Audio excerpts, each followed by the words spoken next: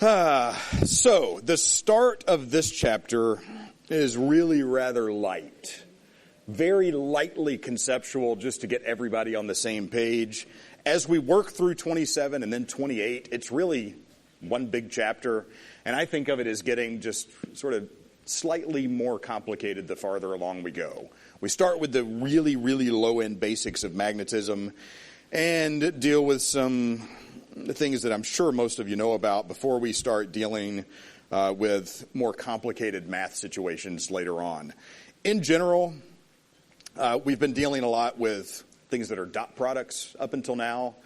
Once we get into magnetism, things are more three-dimensional, and cross products are more involved, and just inherently trying to visualize all this stuff is a little more difficult. So we're going to start out light, but as we get on, just a word of warning, later on, it's going to be hard for me to explain things and maybe hard for you to see the things I'm trying to explain. I don't think we're going to get to that point today. So you can rest your brain between now and Thursday, and then we'll get to the harder stuff. So we're going to start with just describing the magnetic field and simply giving you the symbol that we use for the magnetic field. We use B. It is a vector. Equations are going to come plenty later on. At this point, the magnetic field is calculated a different way for every different situation that's going to come across. So we're not even going to put anything next to it at this point. Instead, I will give you some units. Our standard unit is the Tesla. That's kind of nice. The Tesla is our standard unit, although sometimes you may see units of Gauss instead. Tesla is the standard SI unit, so if you see Gauss and you're throwing it in with other equations, you probably want to convert to Tesla to make sure everything works out okay. Gauss is used often with smaller magnetic fields because it works out that this is equal to 10 to the minus 4 Tesla. To give you a feel for what a Tesla is, it's not a car, but what a wonderful name for a car. You know, you feel scientific just being around one or saying the name. But alas, we're going to have to say this is not Tesla like trademark or anything, but rather just regular old Tesla from back in the day that got a unit named after him. So that's as far as we're going to go. Let's see, some examples of magnetic fields. First of all, the Earth. The Earth has a magnetic field. The Earth's magnetic field is approximately 1/2 a Gauss. So not a whole lot going on there, but it is significant. We can measure it. It's easy enough to experience it. If we had a compass sitting right here, right now, the bar magnet that's in the compass would feel the effects of the Earth's magnetic field and orient itself accordingly. So the Earth's magnetic field, while it looks like a small number, is something relatively significant. On the other hand, if we were to look at maybe a refrigerator. What's a refrigerator? I don't know. Refrigerator magnet. In that case, you're looking at something more on the lines of 100 Gauss. So it's pretty easy to just take a simple, easy, small little magnet that you buy at the store and overcome the Earth's magnetic field. First of all, it's like way stronger than that, so you don't have to worry about the Earth's magnetic field yanking your excellent A exam papers or whatever that you have on your fridge. None of you hang your papers on the fridge, do you? At this point, I hope not. Like with your roommates, that's just wrong. Yeah, it's like, I got an A, you all suck. Boom, and you put that on the fridge. You really shouldn't do that. Send it home to your mom. Let her hang the papers on the fridge. Please, just don't. Although, I would suggest hanging your bad papers. Anything with a terrible grade. Make your roommates feel better. You know, encourage them with your terrible work. I don't know if that's good advice or not. I really have no idea. Also, keep in mind the refrigerator magnet is holding up a piece of paper that has mass, or maybe it's holding up more than a piece of paper. So it's pretty easy for a refrigerator magnet to overcome the Earth's gravitational field as well. So the Earth's gravitational field is, in a way, ridiculously weak by comparison. Your question? Ooh, your bad paper is still better than all your roommates? You need to move out. That's just bad influence all the way around, I think. Like, separate yourselves with more, like, dilute the badness, I guess, and then Maybe everybody will be happier. I don't know. Let's see. We can get, let's call it an off-the-shelf superconducting magnet, which doesn't sound terribly off-the-shelf. That's pretty easily on the order of 10 Tesla.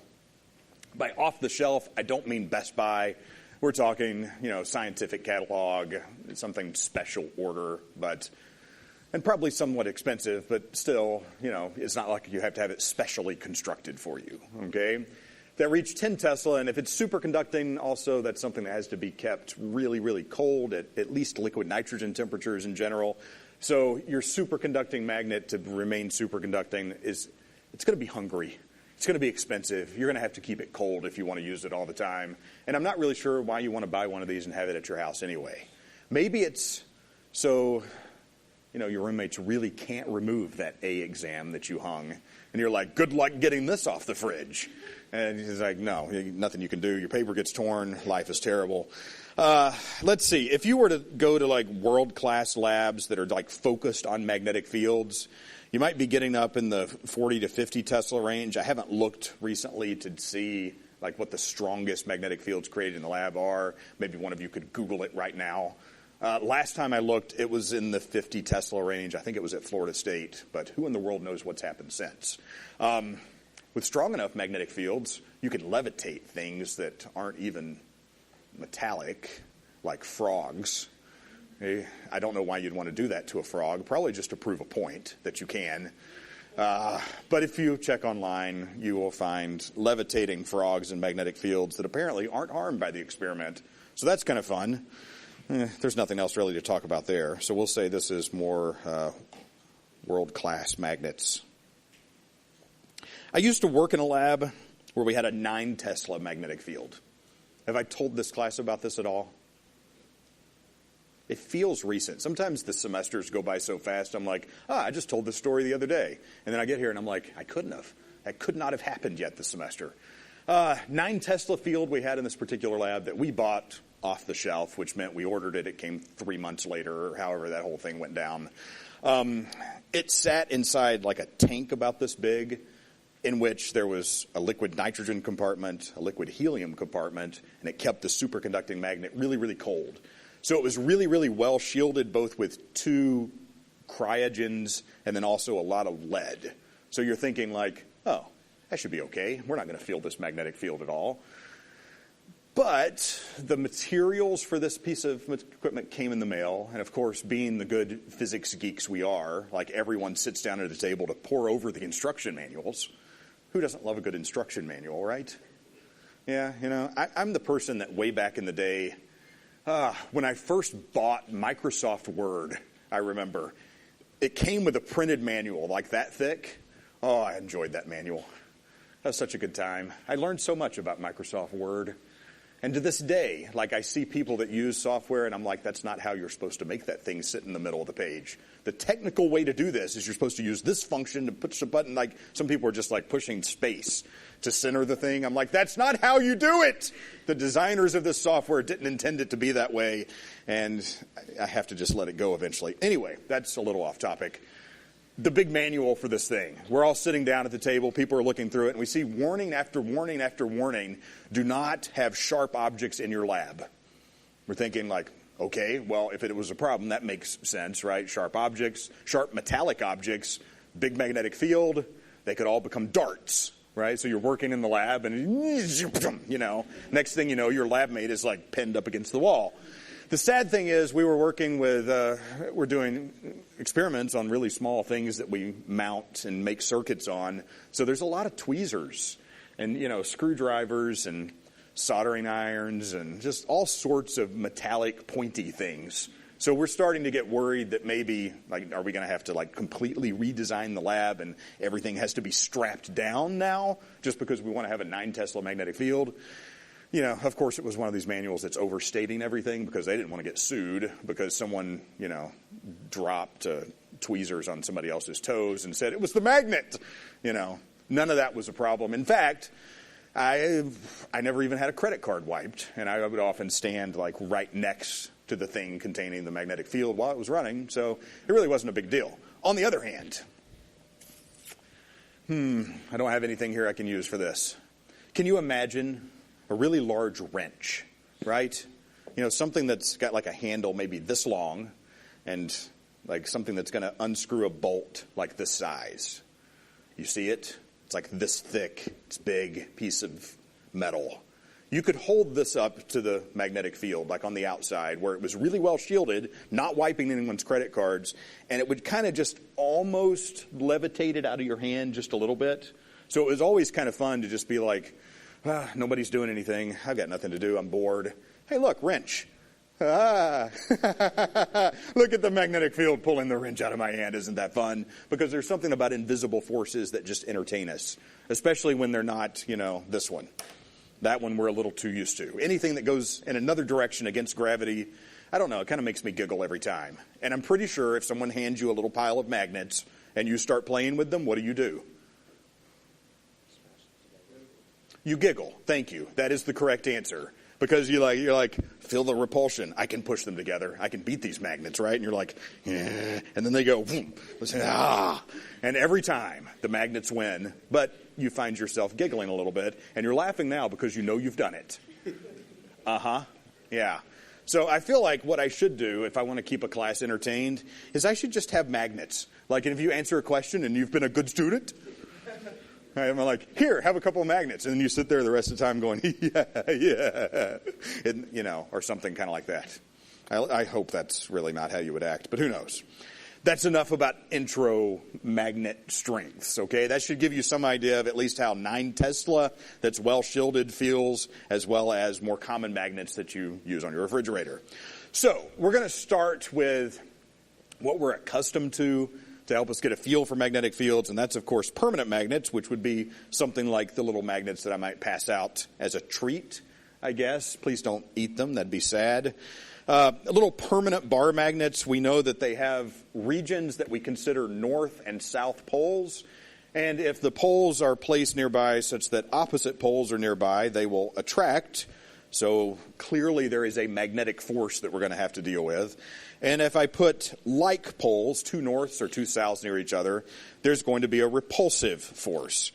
Before we get to the next slide, we could say something like this. The North Pole is the region of the magnet that is pulled toward the geographic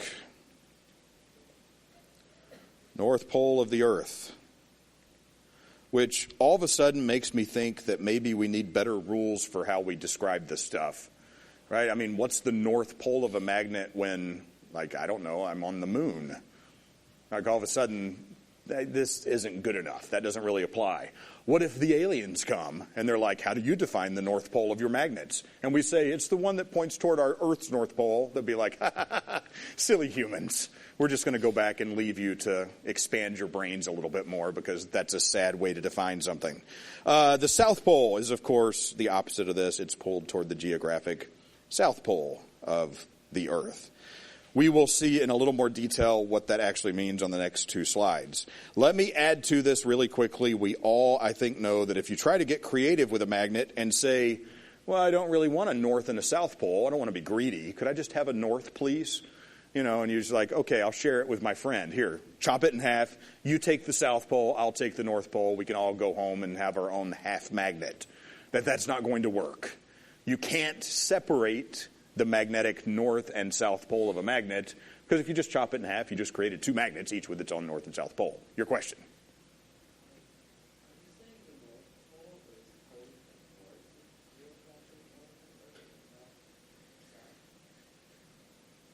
Yeah.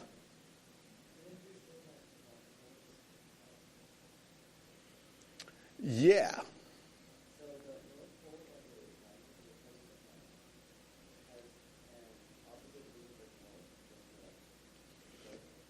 Yeah. So that will lead us 2 slides from now that we'll get to in just a second.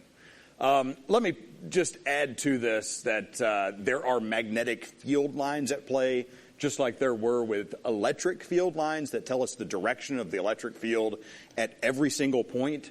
They don't really tell us so much about the magnitude of those vectors, but they do give us a feel for direction. And it's something we can find simply by using a compass. You can say that the north end of the compass needle,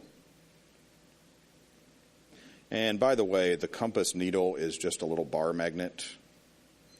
And it's set up such that it has really low friction and really low resistance and is sort of free to turn whichever way it needs to based on external magnetic fields.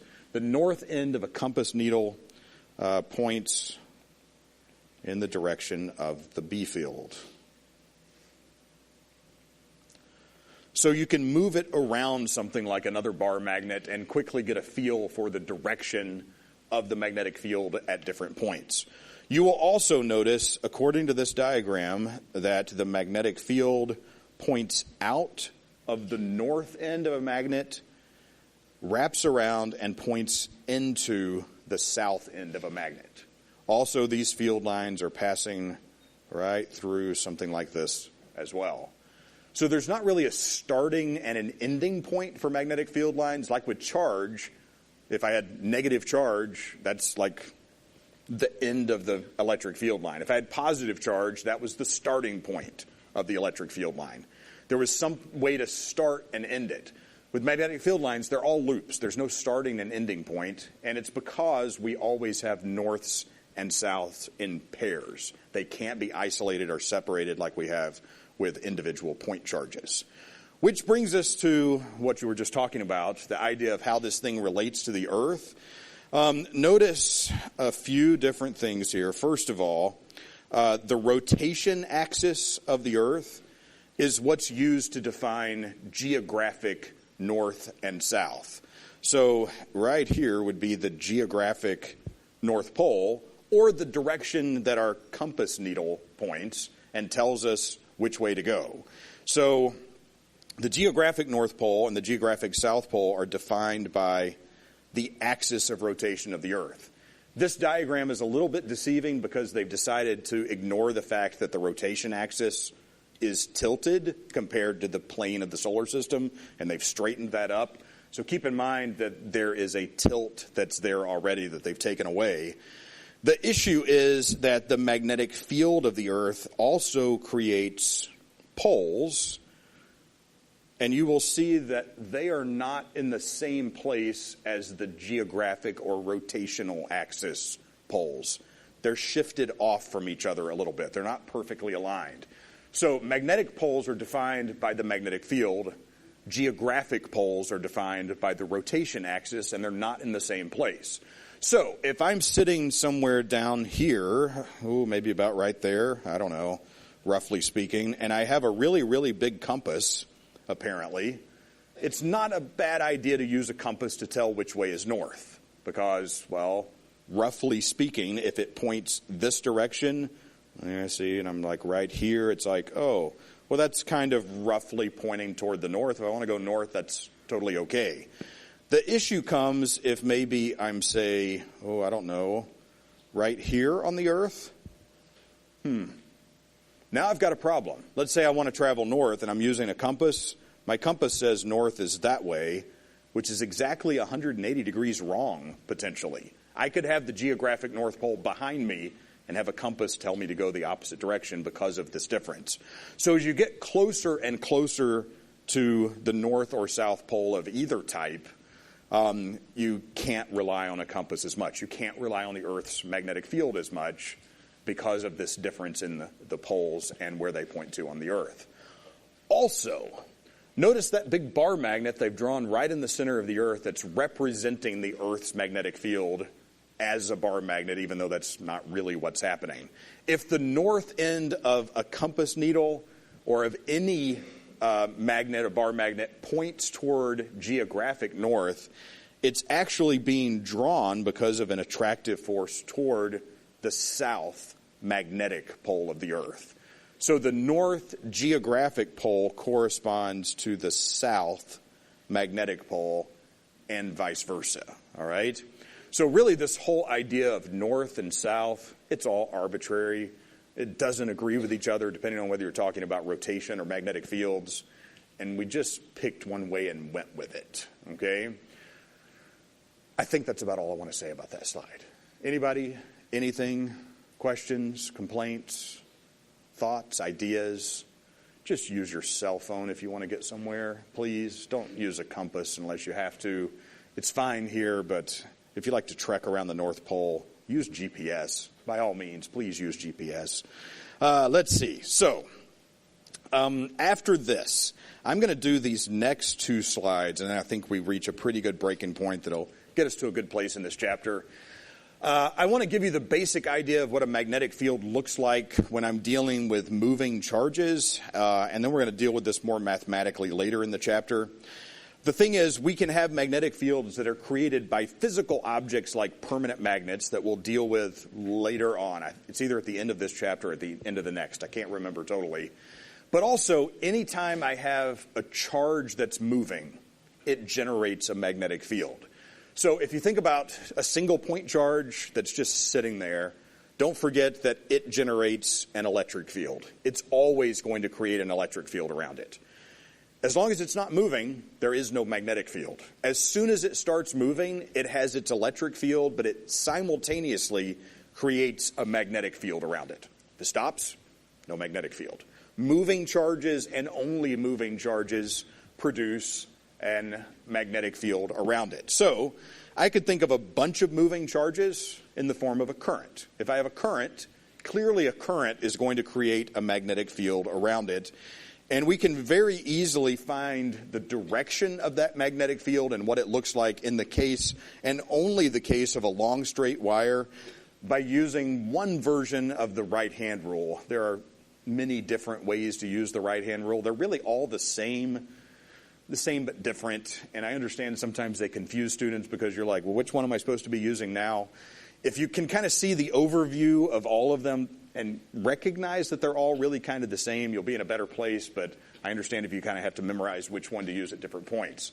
So in this particular case, we are going to point our thumb in the direction of the current. And then, well, if your fingers work the way most people's fingers work, they will form a fist in one particular direction, and hopefully not both, because I will pass out if you make a backward fist. I do not want to see that.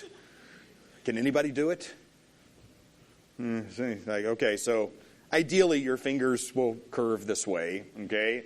So if I point my thumb in the direction of the current, this curvature of my fingers tells me the direction that the magnetic field is wrapping around that wire that has the current within it.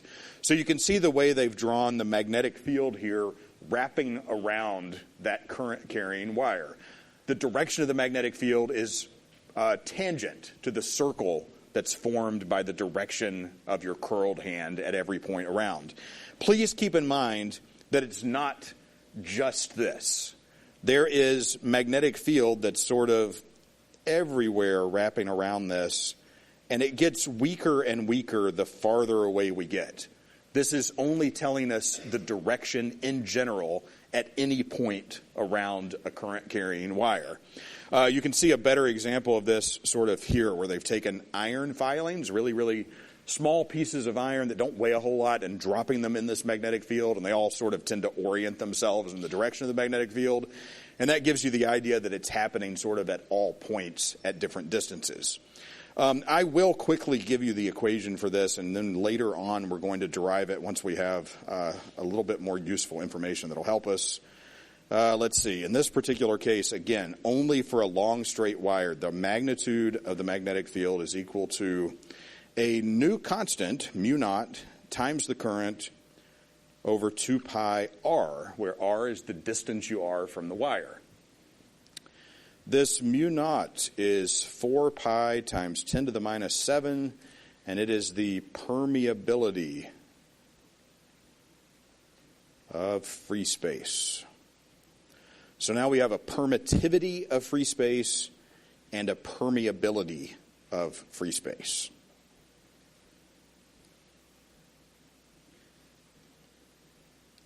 We will derive this later. And if I remember correctly, we might do it 2 different ways to give you a feel for some different tools you can use to find magnetic fields. We can also take a long straight wire and just wrap it around in a circle, such that we have something that looks like this. And we can still use the exact same right-hand rule to find the direction of the magnetic field, but I'm also going to give you an alternate version that acts as a bit of a shortcut. So here on the left, you can sort of see what the full magnetic field looks like that's being created because I took that wire and just wrapped it around in a circle. You can see that through the center, it's kind of all going one direction to the right, and then each one of these wraps back around, such that you can sort of think of this one loop of wire as having a north pole on this side and a south pole on that side, because most of the lines are passing to the right, coming out of the north end and going into the south end of this loop of wire. If you want to know the direction of the magnetic field through the middle, the direction of the magnetic field through the middle, you can use sort of an alternate version of the right-hand rule where we use the natural curve of the fingers to go in the direction of the current. This time, since the current is curved, let's use the curved part to match that. So if in this particular case we say the current is going around this direction, sort of from this side of the loop going counterclockwise, we'll put our hand in this orientation and my thumb points in the direction of the magnetic field through the center, and through the center only. You should be able to remember at that point that, if it's that way through the center, then outside the loop, it's going to be going in the opposite direction. Notice on the right side, you can still use exactly the same rule as before to determine this by pointing your thumb in the direction of the current and apparently just grabbing a wire that has current passing through it. This looks like a bad idea up here because it's just like, yay, current. Boom, they grab the wire. Let's hope things are insulated. So notice their thumb is pointing in the direction of the current, and then my fingers point in the direction of the magnetic field at all points, both through the center and it curves around that way at the top.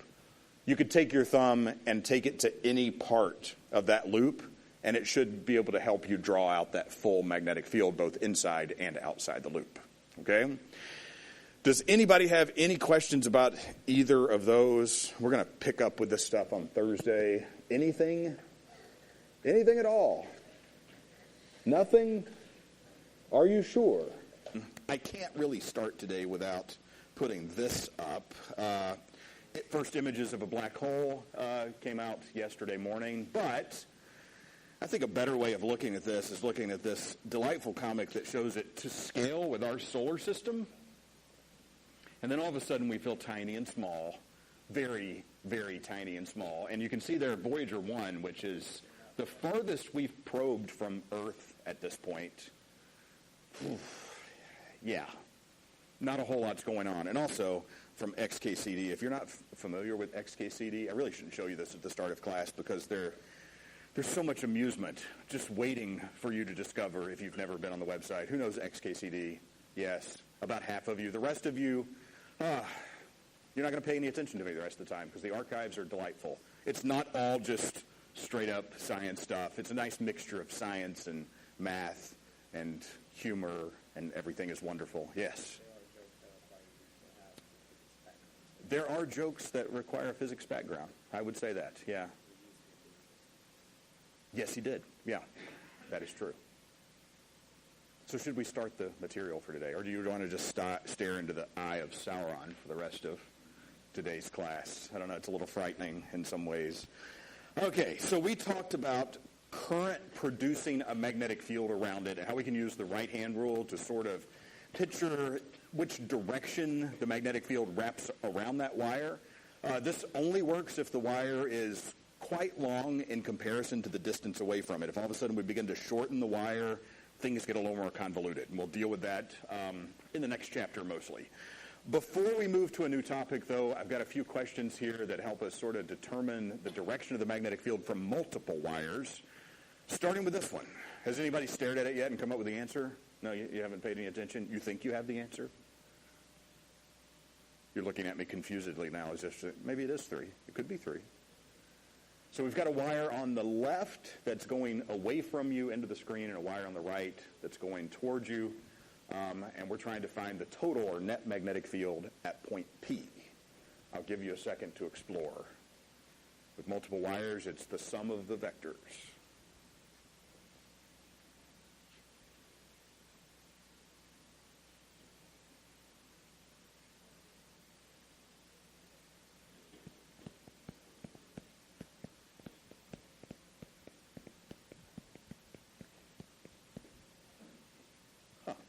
A whole row is empty. Look at that.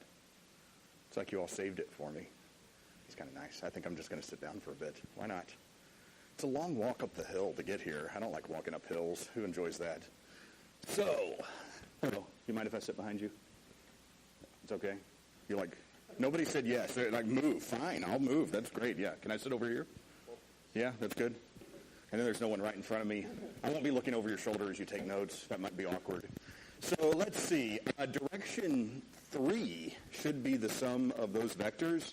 If we use our right-hand rule on the left wire, you end up with a vector at this point that points that way because the circle, the circular magnetic field looks something like that. It would be tangent to the circle at every point.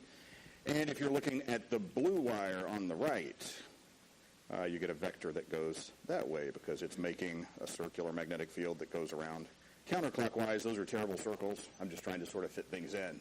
So the sum of those two vectors is going to be in the direction of 3, straight down. Questions? Are we okay with the start of that? Everyone looks okay? Okay, so let's step it up a little bit. 3 different situations with 4 wires in different current directions. It wants to know the case where the magnetic field is the greatest at the center of the square. I would suggest taking a moment and maybe talking to the people around you. See what you come up with. Yes, talk to others.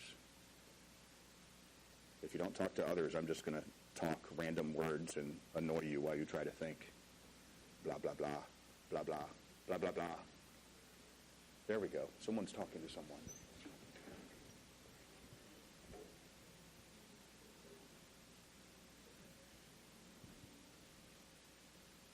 Can I ride this down the steps? Yeah, you want me to die, don't you? Yeah, I see how it is. Safety first. You should have said no there.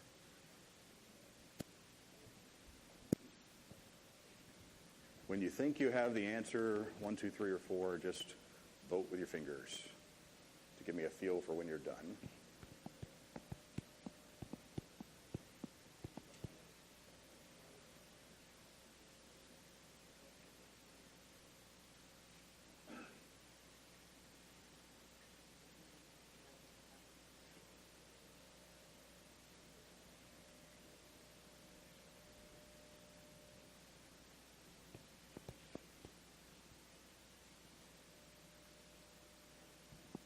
I see a number of votes out there for 2. You like 2? Does anybody else like 2? If I remember correctly, I think it's 2, but we're still going to step through it and make sure that that's the answer.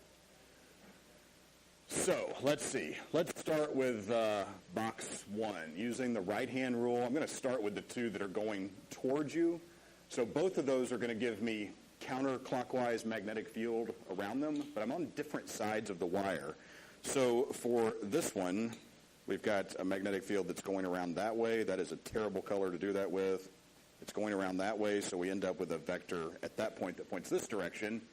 But for the one in the top right, since it's on the bottom left of that, that same sort of direction ends up giving me a vector in the exact opposite direction. Okay with that? Yeah, so those cancel out because all the currents are the same. So that's no good. You might assume that, well, if that happens for the 2 that are coming at you, you should get the exact same effect from the 2 that are going away from you. And you'd be correct that they're going to give you vectors like this, and then just everything cancels out, so here B is equal to 0. Okay? Questions so far? Nothing. Let's go over to 3. 3.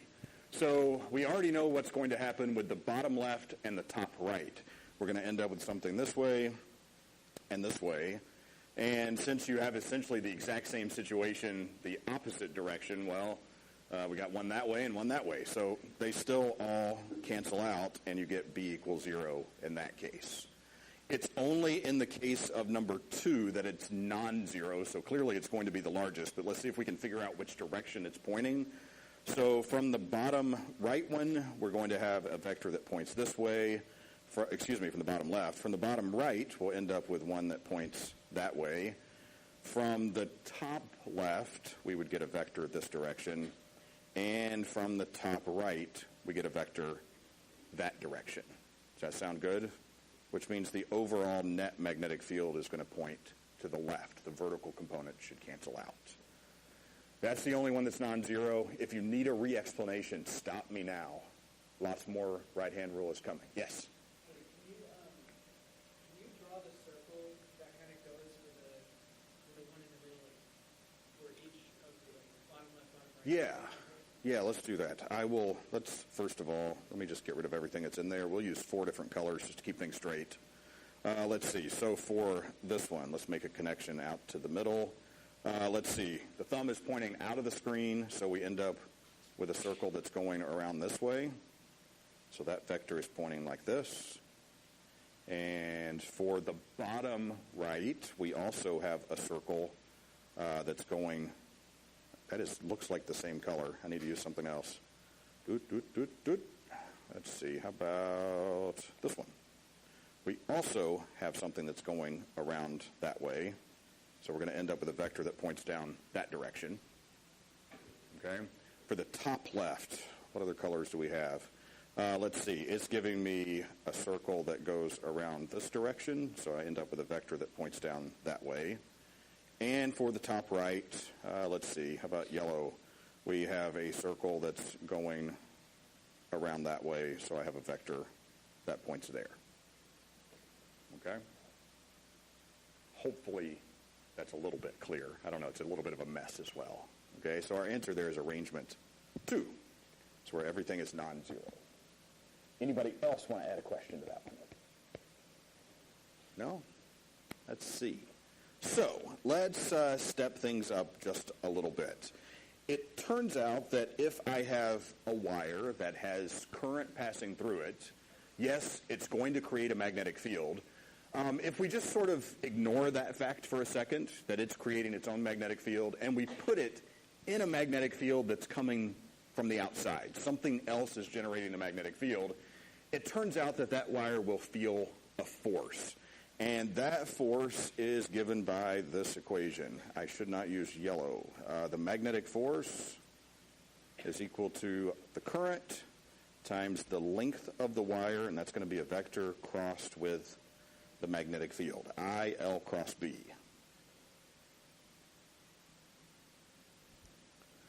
So L is a vector that is along the wire in the direction of the current.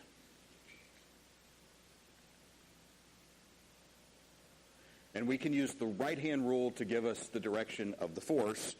And I know that all of you have different ways. Some of you like using like the 3-finger approach to the right-hand rule. I just don't like that one for whatever reason. So I'm going to stick with the diagram that you see there on the top right. If we start with our fingers pointed in the direction of the current, and then orient our hands such that the natural turn of the fingers turns over toward the direction of the magnetic field, our thumb will point in the direction of the force on that wire. Okay?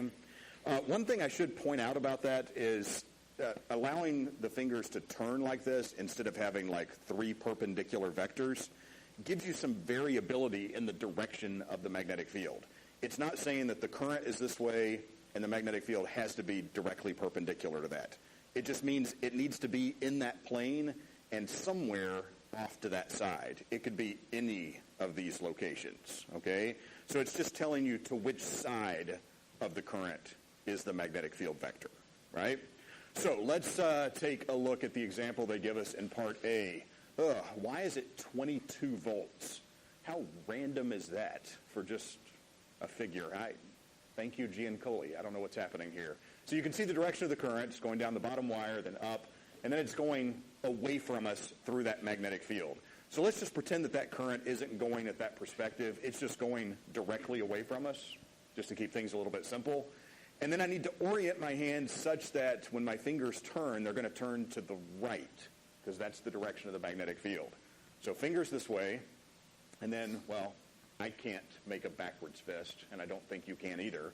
So I need to flip my hand that way so that my fingers will turn over to the right in the direction of B, and then my thumb points down, which is the direction of the force on that segment of wire. Okay? I see a little more right-hand rule activity all of a sudden, which generally indicates, like something's a little different. You feel like you need to practice. Maybe you didn't know this in advance. Questions so far? Let's try a second one just to make sure we're on the same page. They've just flipped the direction of the current. Okay, so this time it's coming towards you, but the magnetic field is still in the same direction. It's to the right. So, fingers towards you, the current is coming that way, and the magnetic field is over here. So I can just keep my hand like this, and you can see we end up with a force on that segment of wire that's up. Okay? I, L cross B. You got it? We're going to use this a bunch today. So hopefully by the end of the day, if right now you're kind of like, yeah, I've 60% got it, by the end of the day, you'll have it figured out completely. Anyone want to stop me? No? Okay. I don't personally know why this extra slide is here. I looked at this today and I was like, oops, left in 2 slides on this particular topic. If it helps, there's a right-hand rule happening there again, or just a really weird-looking hand with a thumb that's sort of built into the side of the hand in a way. Like it doesn't even look like it's really sticking out at us. This does illustrate a little bit that B doesn't have to be perpendicular.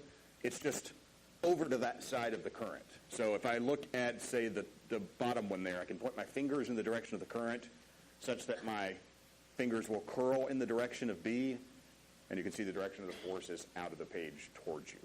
Okay? So let's try a few of these. Current to the right, magnetic field up.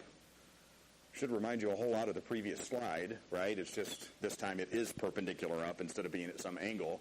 So fingers that way, they turn this direction. The force is going to be out of the page towards you in that particular case. Well, what about this one? Makes you shake your head. Yeah. I like when people first try this one because you're like, okay, here we go. Got it. Fingers in the direction of the current. Curl them in the direction of B. And then you just kind of get stuck there for a second. You're like, I'm already pointing that way. What do I do with my hand? Well, you've run into the problem. There's no angle between the two, which means we're going to end up with 0 force in this particular case. If you go back and look at that cross product, it gives you 0 because they're pointing in the same direction. Yes?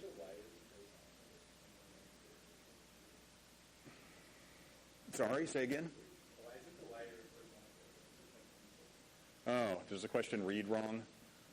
A horizontal wire carries a current in a vertical magnetic field. Yeah, that seems like an issue. Why don't we just get rid of that statement and just look at the picture? Good question. Yeah, I don't know why. Odd. Maybe I made a copy and paste error. Who knows? So let's work an example problem with this one, dealing with multiple segments of wire that are sitting in a magnetic field that's pointing into the screen. You can see the current starts on the bottom left. It's going to go up and around through the semicircle and then back down. So there's 2 different straight lines that are in the magnetic field, and then there's also this semicircular part. So let's start by just making sure we're all in agreement with the forces, and I see that all of you are sort of starting to work that out already. We start on the bottom left, fingers in this direction, and then they curl into the screen. You can see the force is already labeled as to the left, and that is just on this segment of wire. You get the opposite effect on the other side, where the current's down, fingers go into the screen, you get a force that's to the right. So since the current is the same and the magnetic field is the same for both of those 2 forces just cancel out. There's no net force from those, okay? When we work our way around the semicircle, well, now I have current that's sort of doing this. Ooh, changing directions like that. In all cases, though, my fingers are oriented like this because we want them to turn into the screen.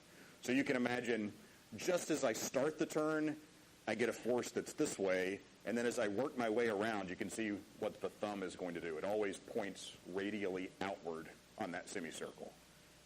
Are you okay with that? Do you see it? You're good?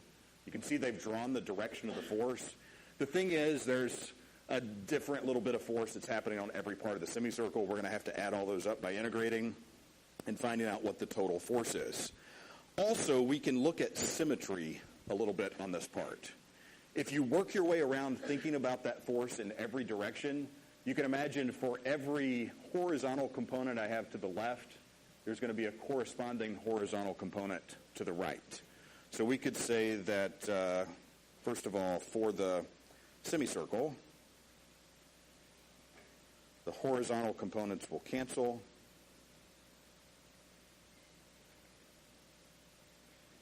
And also for the vertical sections,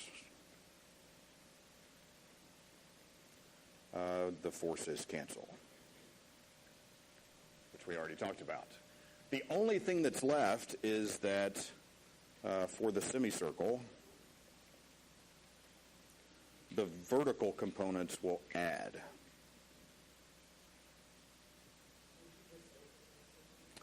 Well, for the semicircle, the horizontal components cancel, but we're left with the vertical components with that semicircle. If I were to look at just this one force, it's got a vertical component and a horizontal component. For every one of those DFs, they all have some vertical component that's pointing up, just in varying magnitudes. We're going to add all those together. But every leftward component will have a rightward component that cancels with it. Okay? Let's see. Let's work through that. So first of all, if I just write the, let's say the magnitude of the magnetic force in general, we can say that this is going to be ILB sine theta, where this is the angle between the current, or the L vector, and the magnetic field. In all cases, for all three segments of the wire, these are perpendicular. Agreed? Yes? Right? It's like the current is always in the plane of the screen, and the magnetic field is into the screen. So those are going to be perpendicular in all cases. So we could say, first of all, that theta is 90 in all of these cases, so we're not going to have to worry about that. Okay? So we can get rid of that first angle, the angle between L and B. We're not going to have to think about it.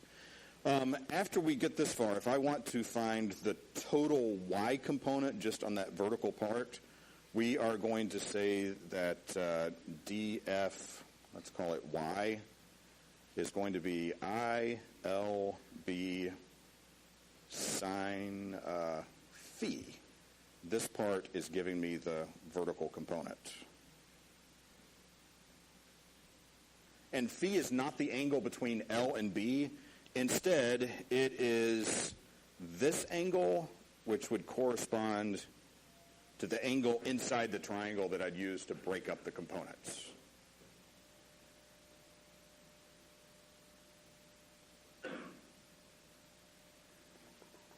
And actually, one other thing I should change here. Let me remodify this just a little bit and write this as IB, and it should be DL if we're writing that as DF. And then we're just going to add everything up. First of all, I'd like to convert this over in terms of phi to get one variable instead of two.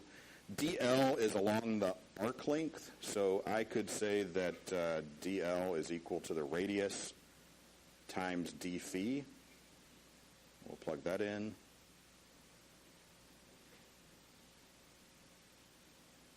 So we have r d phi.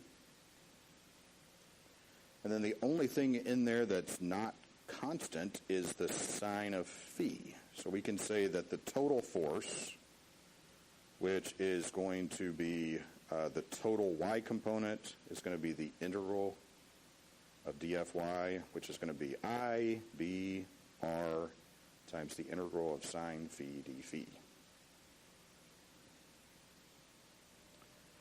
And we will go with the diagram that's there and say that 0 phi is when we start all the way on the left side of the semicircle, and we're going to integrate through half of a circle, so that'll be pi.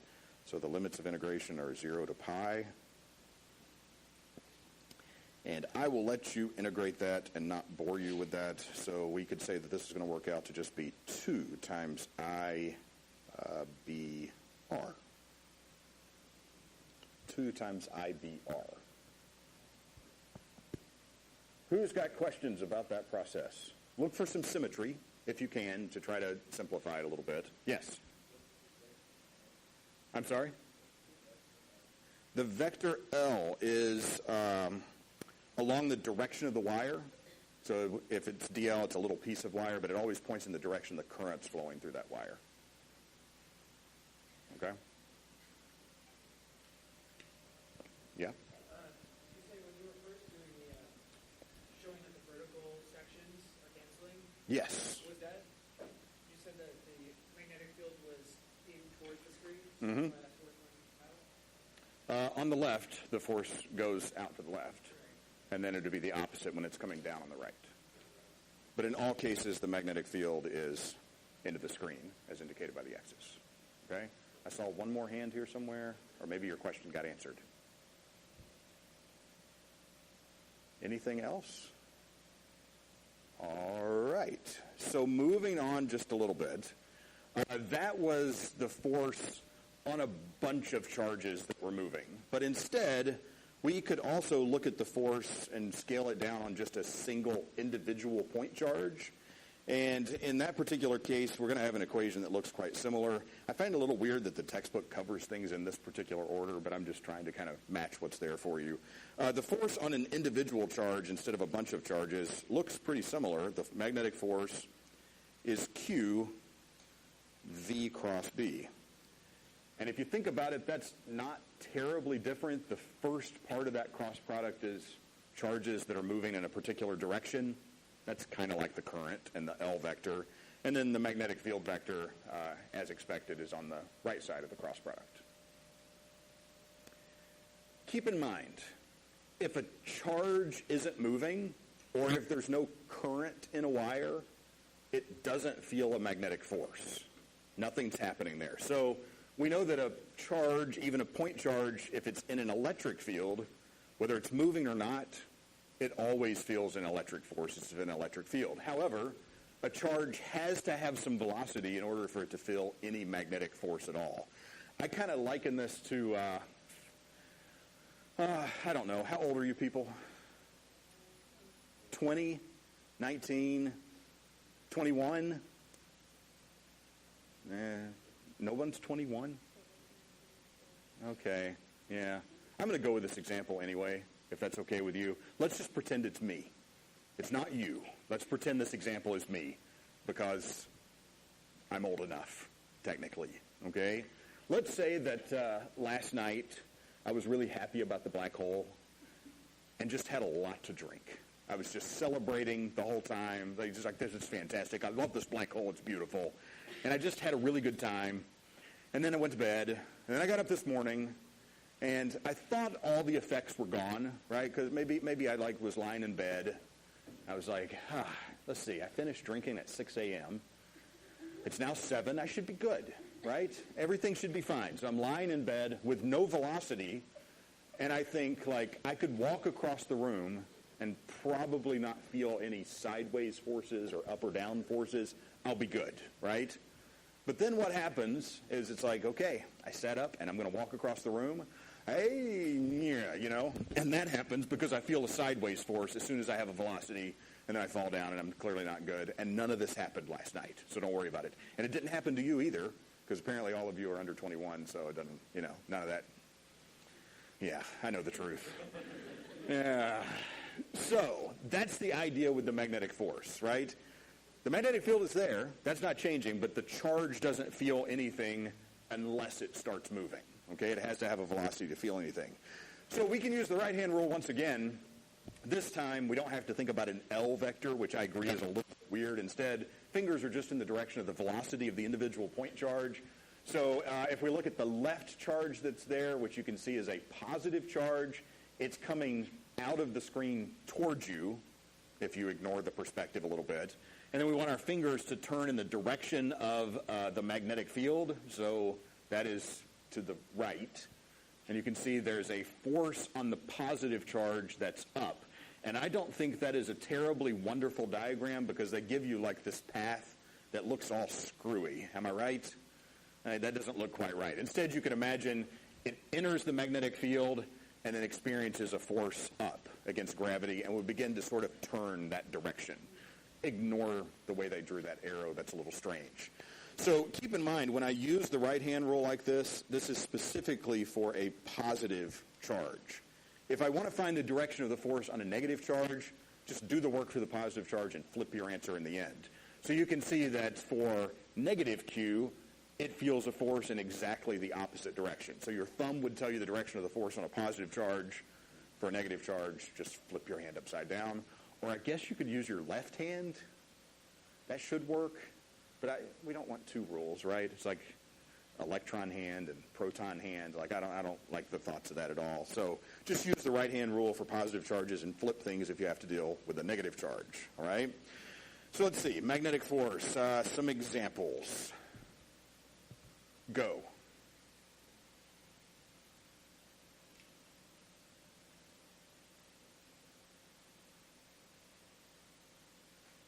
You all look ridiculous, by the way. You know?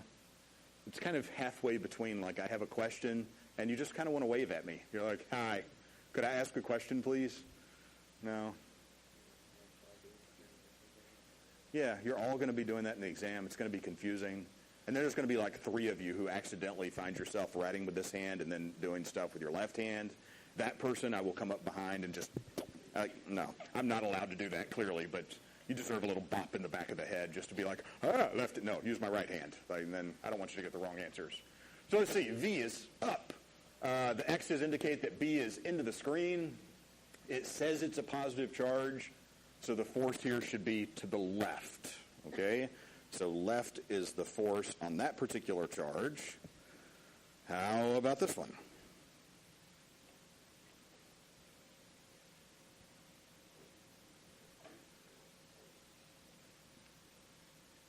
Yeah, you should be getting toward up. You do this a few times, all of a sudden you start to develop like an internal right hand. It's like one that's just kind of like, I find mine is kind of like right here. Yeah. No, I joke. But it is just kind of like, it's like virtual right hand rule just starts happening. So fingers to the right, they turn into the page, thumb points up. How about this one?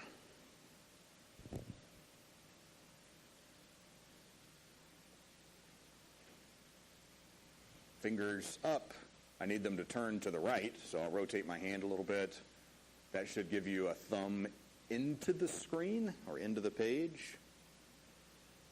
Everyone keeping up? What's that? Still a positive charge. Did I do it wrong? The circles are wrong? Oh, I circled the wrong thing. Apparently I just can't read. There we go. Into the page. Thank you. Odd.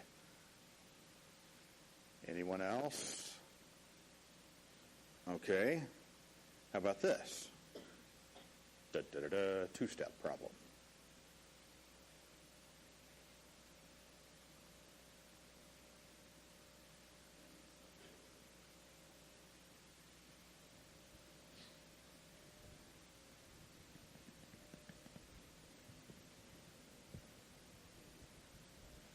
This is lovely. So there's a person with a big wrench that's stomping on the tail of a whale that has a car sitting on its head. Weird.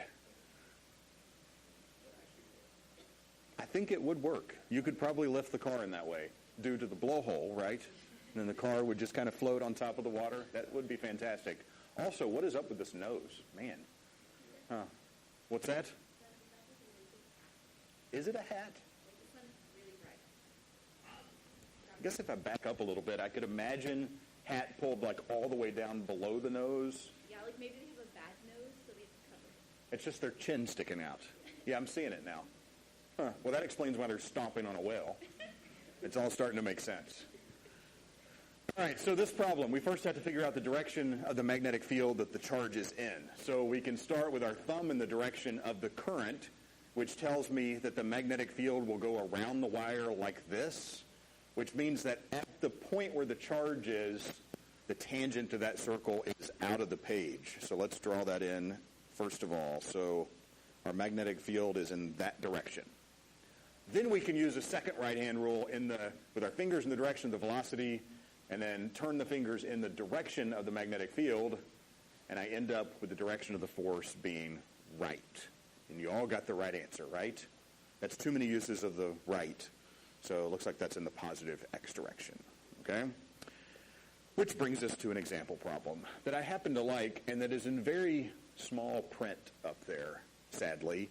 So let's see. Think of this like an experiment. We're trying to determine the direction of an unknown magnetic field by shooting a positive charge into the field and seeing what happens, and then by shooting a negative charge into the field and seeing what happens by looking at the effect of the magnetic force on those two charges, okay?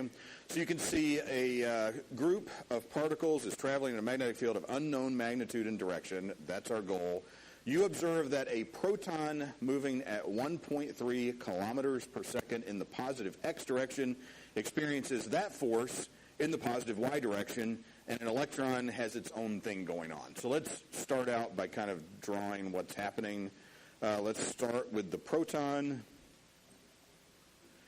It says that it's moving at 1,300 meters per second in the positive x direction. And let's see, it experiences a force, which we'll call the force on the proton, of 2.1 times 10 to the, what is it, minus 16? That is not a lot of force. Newtons in the positive y direction. So let's draw an xy plane. Actually, let me do that in a different color, because things are quickly going to get messy. And I'm going to draw those two vectors. So it has a velocity in this direction, and it has a force in that direction. So instead of finding the direction of the force with our thumb, like we're trying to find the intermediate thing this time. So we're flipping around the right-hand rule just a little bit, trying to find an unknown.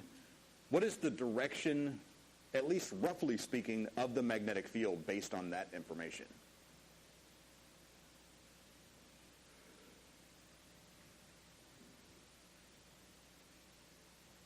Looks like it's over there somewhere, right? Remember the point that, like, these are not necessarily all three perpendicular to each other, okay? Instead, the fact that there's flexibility in how much I can turn the curl of my fingers just means that, well, it's back that way somewhere. It's not here, but it points back likely in that quadrant somewhere, okay? I don't know exactly at what angle. I just know it's back here. Got that?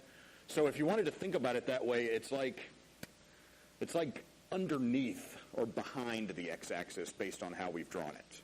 Okay? It's back into the screen at some angle. Question? Because the direction of the force is the direction of my thumb, so I could set velocity and force, and it's the curl of the fingers that gives the intermediate thing B. Okay? So they gave us two of the three quantities. We're just missing a different one this time. Okay? So let me do this. Let's draw a couple things here. We could say, first of all, from the right-hand rule, B is, let's say, behind the positive x-axis at some angle theta. And then what I'm going to do is right underneath that, I'm going to redraw this from a different perspective. Actually, there's not enough room underneath it, so I'm going to go all the way over to the right side, leaving some space to talk about the electron.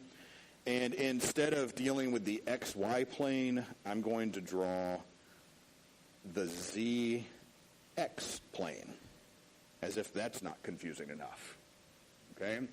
So by comparison, we know that z here is pointing directly out of the screen. So it's kind of like we're taking this coordinate system and just rotating it 90 degrees away from you. Good? Okay, so that brought the positive z-axis into the position where y is, which means based on where we determined the B field is, in this diagram over to the right, we could say that it's down here somewhere, and it's making the angle theta with the positive x-axis. Too many leaps of faith, or are you good? Everything's good? All right. So let's jump over. Actually, before we do that, we can do a little bit of this calculation, because we could say that the force on the proton, at least the magnitude thereof, is QVB sine theta. I don't know B and I don't know theta, but I could solve this for B sine theta, which is going to be one of the components of the magnetic field. So B sine theta is going to be the force divided by QV, and we have all of that. So that's 2.1 times 10 to the minus 16. This is a proton, so that's the elementary charge. So that's 1.6 times 10 to the minus 19. And then what else? The velocity, 1,300. We should get B sine theta is 1.008 Tesla. B sine theta is 1.008 Tesla.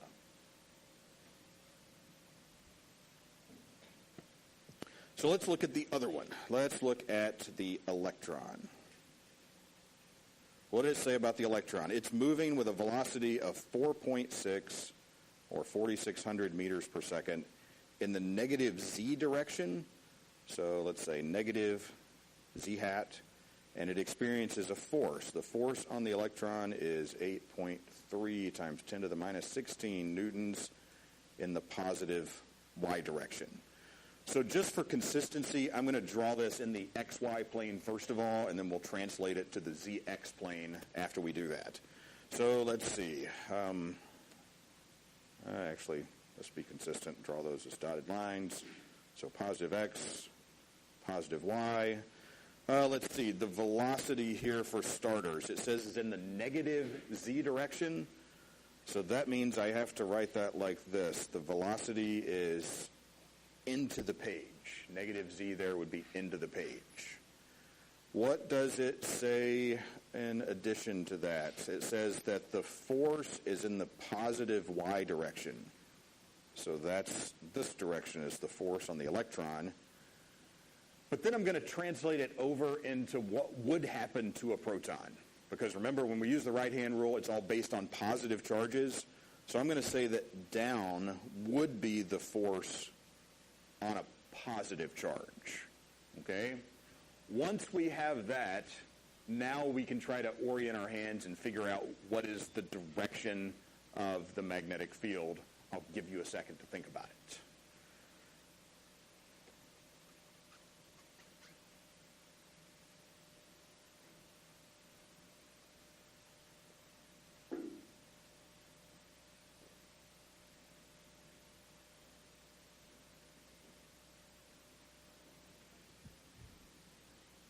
So V is that way. I need my thumb pointing down, so I'll orient my hand like this, which means that B is not this direction, but it's over this way somewhere. So it's still sort of behind the x-axis, but you'll notice now we're measuring an angle not from how far away it is from the positive x-axis, but how far it is from the negative z-axis. Okay? Yeah, maybe.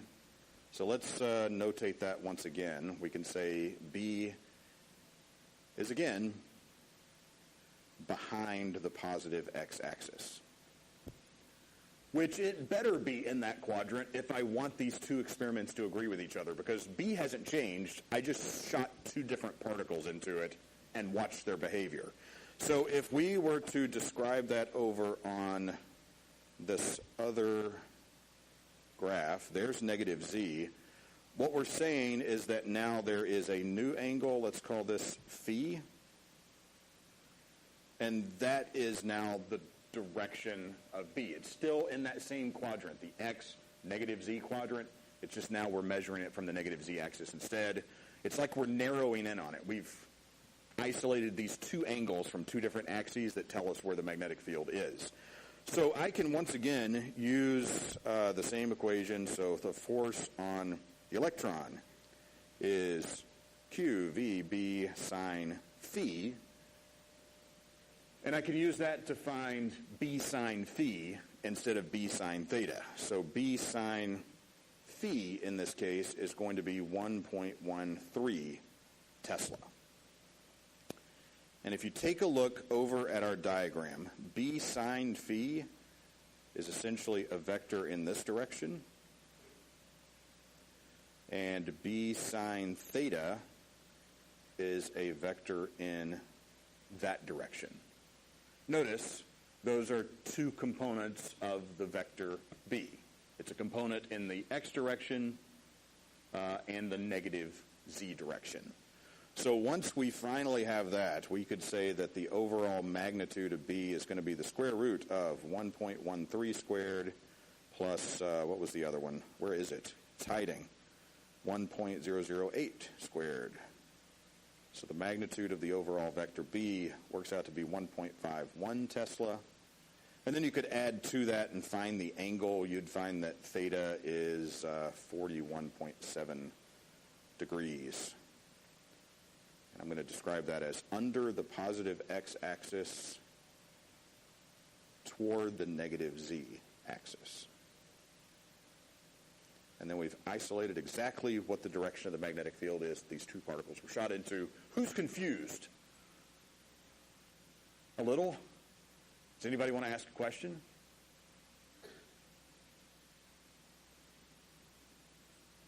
Nobody wants to ask a question. You want to take pictures? Taking a picture? Can I be in the picture? No, I'm not. No, we're not going to do that. That's weird. No, I was probably in the picture anyway. Who knows? Any questions? You want to stop me now before we carry on? Yeah.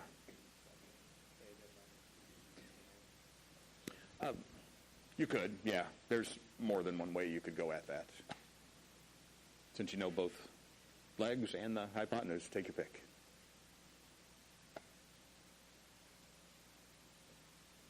Anyone else? Last chance. Are you alive? You are not. Okay, so I know how to wake you up. What's this? Eye of Sauron. You can imagine it like, you can almost feel it. If you have any ring on you right now, you're probably like, and you feel like things are drawing you in, and you're a little angry, you're sweating, you're asking your neighbor next to you to take this ring because you just can't bear it anymore. Yeah, I understand. How many of you did I just wake up / scare by being loud? A couple of you. Yes, question.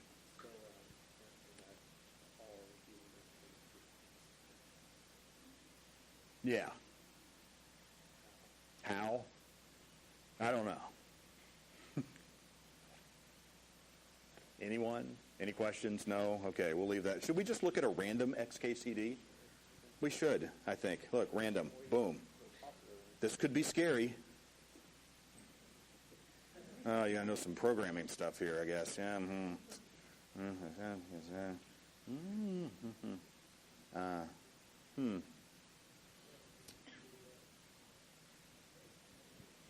A few ha-has out there. I'm going to hit random again. What? No. What is it? Oh, I can't get back to it now. All is lost unless you know the number of it. Go where? Ooh. Oh, I used to live in Boston. What's happening? Oh, man. Oh, this is one of those. It goes for a while. Yeah, we're talking global warming stuff here. And then the temperature changes, and it warms up, and then, whoa, it's changing a little bit more. Ooh, we're at 4,000 BCE, moving toward the present. Man, you got to think this guy has too much time on his hands. But also, right there at the end, look at the warming over just a short period of time. Optimistic scenario. Best case scenario, assuming immediate massive action to limit emissions. Well, that was depressing. Let's not look at that one anymore. I'm sad now. Let's jump back over to this. So, we now know how a charge behaves in both an electric field and a magnetic field. We can start to put these things together just a little bit, and that's sort of where the rest of this chapter goes, is looking at both of these. So, for both of these diagrams, you can see we have here a positive charge that's just moving to the right, and here I have a positive charge that's moving to the right. On the left, it's in an electric field that's pointing straight down, and we know a positive charge simply feels a force in the direction of the electric field. So it feels a force that's straight down. So really, in a way, the way this is oriented, this is analogous to gravity in a lot of different ways, right? If this was the electric field and I just shot a positive charge that way, it would begin to accelerate downward and follow like a projectile motion downward in the electric field. On the other hand, the magnetic field doesn't work that way because it's a cross product. It turns out that the force is perpendicular to both the velocity and the magnetic field.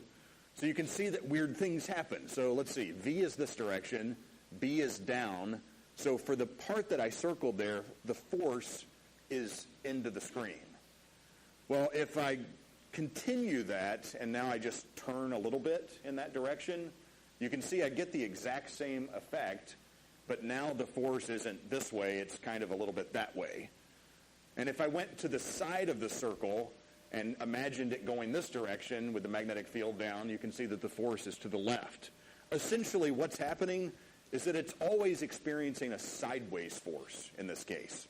It can't go this direction. It's always getting pulled that direction, no matter where it is. So it's like you take a step, and like, yeah, get pulled that way a little bit. You're like, if you were a proton, what would you do at that point if you got pulled sideways? You'd probably make a face like I just did, like I'm trying to go straight, and you'd try again, right? It's like, I can go straight, and then you'd step this way and go, yeah, and something would pull you sideways.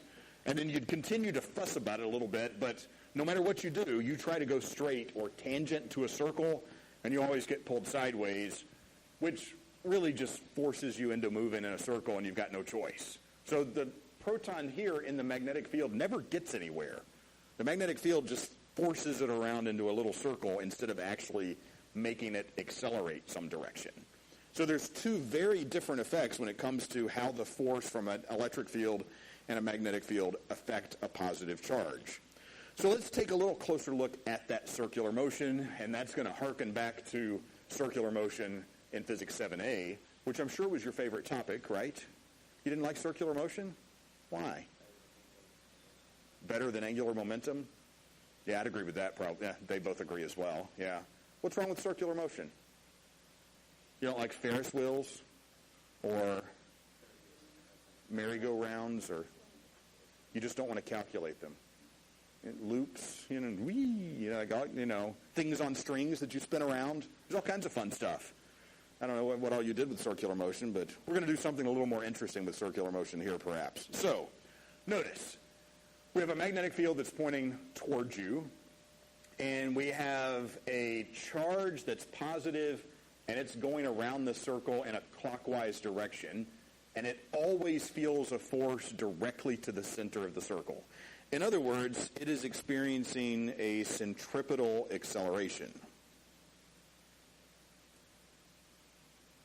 And you might remember what centripetal acceleration is. It is a constant velocity squared divided by a radius. Okay? This centripetal acceleration in this case is being caused by the magnetic field.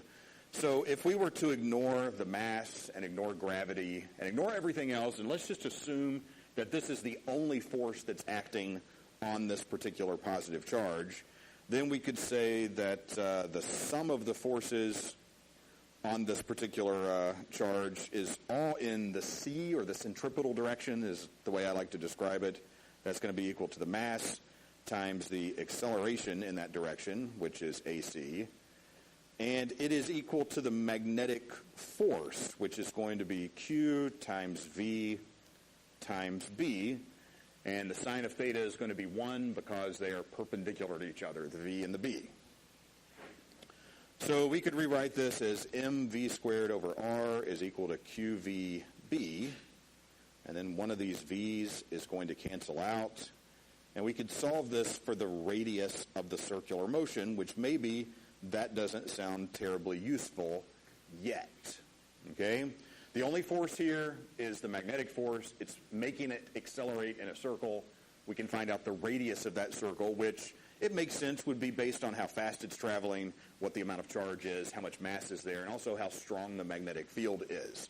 So what can we do with something like that? Maybe some of you in a lab at some point have used a mass spectrometer.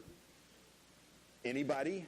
Or you've watched enough, random TV shows where they're like, ooh, let's put this thing in the mass spectrometer, and then 4 seconds later, they have all the answers to everything that ever occurred, right?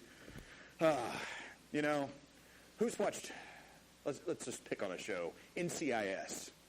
Anybody? It's too bad? The science is too bad, or just the show's too bad? Yeah, it's one of those kind of like, it can't be really anything more than someone's guilty pleasure, I think, unless you're like 70. You know, it's kind of one of those shows. It's like it's either your parents' favorite show or you're just like, I got nothing to do. I'm just going to let this entertain me for now. And then it's like every time they have to solve a crime, they go into the lab, and then you realize, like, hey, I'm just going to do this, and this. And I'm thinking, like, that's a PhD project. Like, you can't solve this crime by tomorrow. Like, this is just not going to work. Well, they have a mass spectrometer in that particular lab. I think they even named it. I can't remember what his name was at this point. But a mass spec uses this effect on charged particles in a magnetic field with its circular motion to do a couple of different things. First of all, you could use this to separate isotopes if you wanted to. So atoms of the same element, they have different masses. You could use this circular motion to essentially send all of them in with a consistent velocity, and they're all mixed up, a bunch of different masses, and then you might think of this as like having, this is a bit of a stretch here. Let's imagine there's like little buckets over here, and as they enter the magnetic field, they're going to experience a different radius because they have different masses, and then all of them are going to have slightly different circles, and it's like, ooh, now the ones that are different isotopes with different masses will each go into a separate bucket, and now I've got them all separated and apart. So that's kind of nice. On the other hand, we could also use this the other way to measure atomic mass of something where we don't know the mass at all, but maybe it's all the same isotope that's traveling in there. Yes?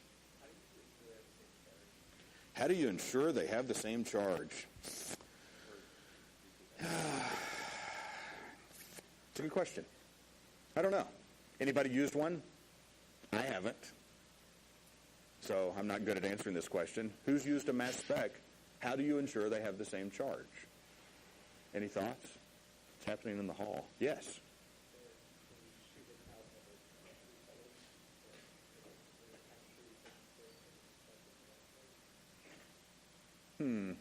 So, in other words, some sort of filtering process that happens for Ariane.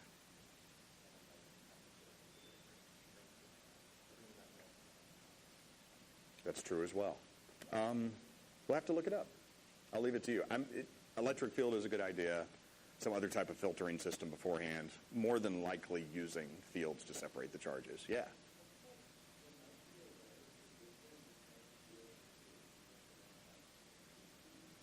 To give them the same effect even if they don't have the same Q? The same V over Q. I could see that as well. Yeah. Yeah, I'm sorry I don't have a good answer for you. It's a good question. I have to think about that for the next time I teach this particular slide because it's going to come up again. Okay? Let me just add to this a little bit. We're not going to deal with the math of this so much. Just the fact that, well, circular motion is one option, but if I just introduce a component of velocity that's a little bit in the forward direction, we can take that circle and turn it into helical motion. Yeah, I don't want to deal with it too much. If it comes up in the homework, know that it's possible. There are some equations in the textbook. You can use that as needed, okay? One other thing we should add to this is that, of course, you don't have to keep them separate. Like, we can have electric and magnetic fields occupying the exact same space. If that happens, both effects are going to happen simultaneously, and this is described by the Lorentz equation. The Lorentz equation. So we could say that the total force vector is going to be Q times the electric field vector plus V cross B for the magnetic field. So it's just the sum of the two force vectors. The Lorentz equation is just a combination of those two force equations that we've had from before.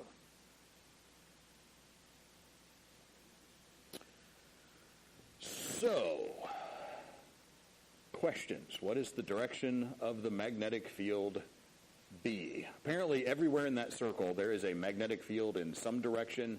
We are also making an assumption here that we're dealing with everything being perpendicular to each other instead of allowing that variability.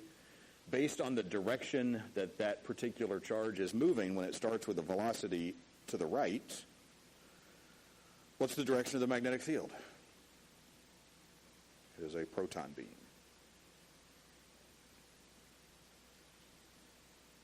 Which way's the force? Looks a whole lot like, at least right there at the start, it's feeling a force that is upwards. I don't love this because that doesn't look like a really nice circle, but it's close enough. So if the force is up and the velocity is to the right, somewhere into the page should be the direction of your magnetic field. Is there another one here? A couple more of these. And I'll write the equation back up there just for reference.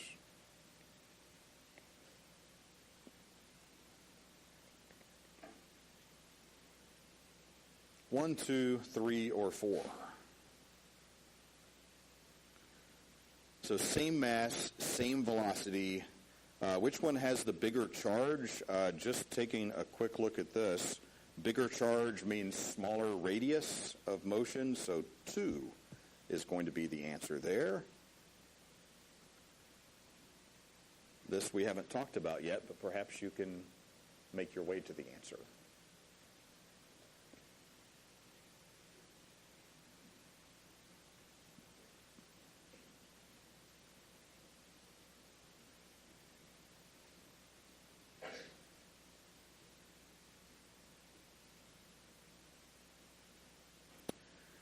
Yeah, as it turns, it's only changing direction. It's not actually changing the magnitude of the velocity. And if the magnitude of the velocity doesn't change, then the kinetic energy doesn't change. To stretch this just a little bit, what can you say about the work done by the magnetic field in this case? It's 0, right? If you don't change the kinetic energy, the magnetic field and its force isn't doing any work on the proton. Instead, the electric field can do work because it changes velocity, but the magnetic field does not. And then finally, sort of pulling all of this together, I'll give you a moment to read this and see what you come up with.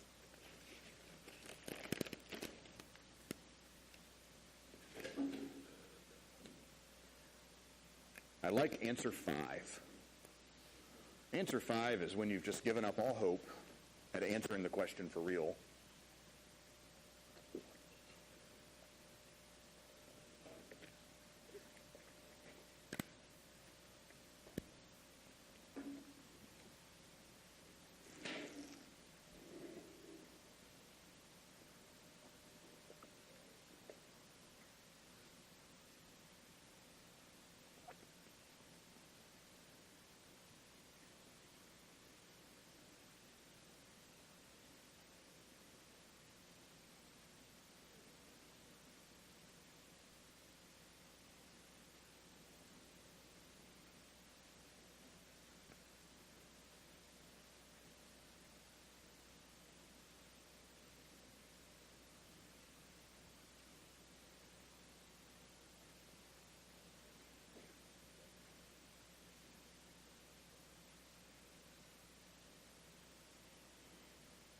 So let's step through this. We are trying to balance out the effect from the electric field by adding to this a magnetic field so that essentially all the forces cancel out and the electrons can go straight through. So first of all, if the electrons enter that electric field, which direction are they going to feel a force? They're going to feel a force down. So we could say that the force on the electrons would be that way, which means that the force on protons would be up. Agreed? So I'm just going to go ahead and switch over into right-hand rule land by converting immediately over into protons. So if the force on protons is up, and I want to cancel that, I want to create a magnetic force down. Okay? So I would like to create FB down. Let's write that in. So now we can say, I want the force to be down. Apparently, I have to bend my elbow completely backwards here to do this one. The velocity is that way. The force is down. It looks to me like the magnetic field needs to come at least partially out of the page. Okay? So a couple of tricks there with the electrons and also trying to do two things sort of mashed together. Questions, thoughts, complaints, comments, anything? Do that again, you think? Okay, so the electrons are going to feel a force down from the electric field, which means that if they were protons, it would feel a force up. And I'm trying to cancel that force out by causing a magnetic force down, which means that velocity is in this direction, my thumb points down, and my hand curls out of the screen. Okay? Yes? How would this be different if it's If it were protons instead, well, you get the exact same thing, it looks like. Right? Okay? Yes. The previous question. This one, yes.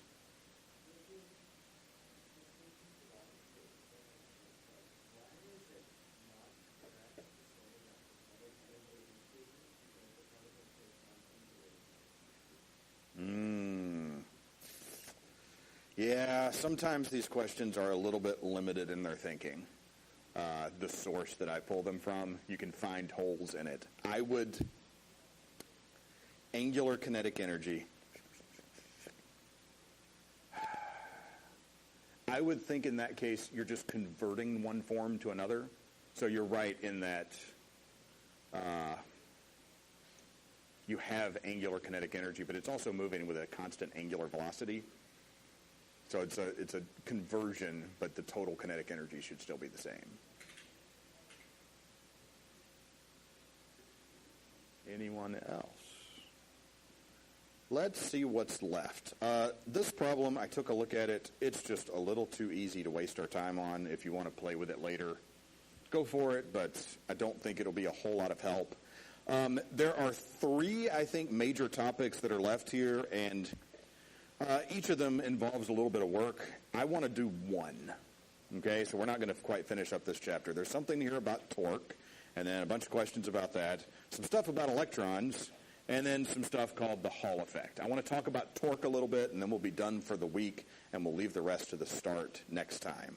So torque builds on the fact that if I have current passing through a loop or passing through any wire that's in a magnetic field, well, then that wire is going to feel a force. If instead of one piece of wire, if we were to take that and just make a rectangle of wire, then I've got current that's going in 4 different directions, right? So we can go back and remember to point our fingers in the direction of the current for all 4 of those, turn our fingers in the direction of the field, and we'll find out the direction of the force on all parts. So let's start with the left one here. Notice current's going clockwise. So on the left side, we have current that's going this way. So current is there. Magnetic field is to the right. And you can see they've drawn a force away from you into the screen. When I get to the top, current and magnetic field are in the same direction, so there's no force on that part. Force equals 0. The same will be true on the bottom. And for the right side, the current's going down, and I need to orient my hand like this, like that, and you get a force that's coming out of the screen at you. So you can see the right side of this has a force towards you. The left side has a force away from you. If I were to take this little apparatus and put it on some sort of axis, you can imagine that's going to result in rotations. I have forces that are not acting on the axis, but are acting in different directions, separated away from the axis some, okay? So if we take this diagram and let's just flip it towards you 90 degrees and look at the top of the loop, you get what we have over here on the right, starting with that initial case. So if I flip it that way, that force that was into the screen is now pointing up, and the force that's out of the screen is now pointing down. You start to be able to see how that could rotate. But as soon as it rotates, all of a sudden we introduce an angle there, which would be a more general case for calculating the torque. So let's set that up just a little bit. We could say that the total amount of torque in this particular case is going to be, 2. It's going to happen twice. They're happening in the same direction, times the magnetic force, times the moment arm, which is going to be, in that diagram, W over 2, times the sine of theta. With torque, anybody's favorite topic last semester. Did you like it better than circular motion? Better than angular momentum? Yeah, I like torque. Torque's a good time. Torque. I should tell you, I was teaching a class a few semesters ago. I was teaching about torque. And I'd been teaching for several minutes. I was talking about this torque and about that torque and about that torque and about the other torque. And the students just looked, they were somewhere else, right? And they were all, it was a lot of this whispering, and I could tell it wasn't about the material. Something was wrong. So I'm thinking did I wear a shirt today? What's happening? So finally I was just what's the deal? What are you confused about? What's going on? Why are you whispering? And they're all like, what are you saying? Is it twerk? And I'm like, no. By all means, no. Not at all. So then the rest of the semester, it was torque. I had to really drag the word out, but there were giggles every time the word came up. So was I saying it even remotely sounding like twerk? I think not. Torque. Now you're hearing it another way, and I've just ruined everything. So what are you going to do? So that is our total torque, to be clear. Let's see. We can plug in here for the magnetic force on either of those sides, and we're going to use ILB sine theta. So let's see. That's going to be 2 times ILB W over 2 times the sine of theta. And let's see, what else can we do with this? So the 2's cancel out. And you'll notice in here I have a length of wire and then a width, which is really the area of the loop itself. So I could simplify that and write that as IAB sine theta. So that's the total torque if I'm looking at one loop. If I wanted to get a bigger effect, I could take, instead of one loop of wire and just really packed closely together, just wrap the wire around multiple times. Every single one of those wires is going to feel the same forces and get the same torque. So it's a multiplicative effect for every loop of wire I had. So if I had multiple loops, we could write this as torque total is just equal to NIAB sine theta, where N is the number of loops. It turns out that this NIA thing has a name of its own, and we are almost done here. N times I times A is known as the magnetic dipole moment.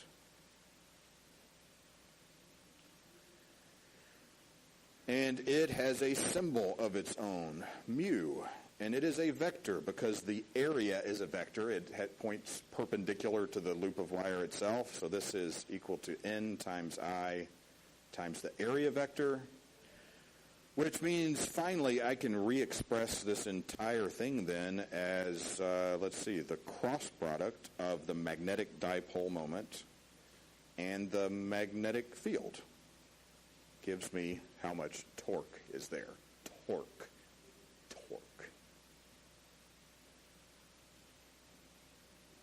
This is the basis of things like electric motors and electric generators. If you happen to drive or have driven an electric car, there you go. That's where it all begins. It's beautiful, it's clean, it's elegant, it's fantastic. Your question?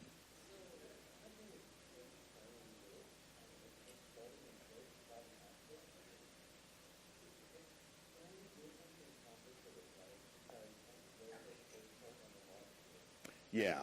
So if it's just floating in space like that, what we calculated would be at an initial instant. And as soon as it starts turning, it's now all the directions are screwed up, and the motion is going to be, quite intricate and complex. Complete it in the way that I'd like to. At this point, you have the equations and the ideas about how a magnetic field exerts a force on a current-carrying wire. The phone is ringing. Should we answer it? It's local. It's not Amazon this time. But it is local. That can't be anything important, right? They'll call back if it is. Why not? We'll just wait and see.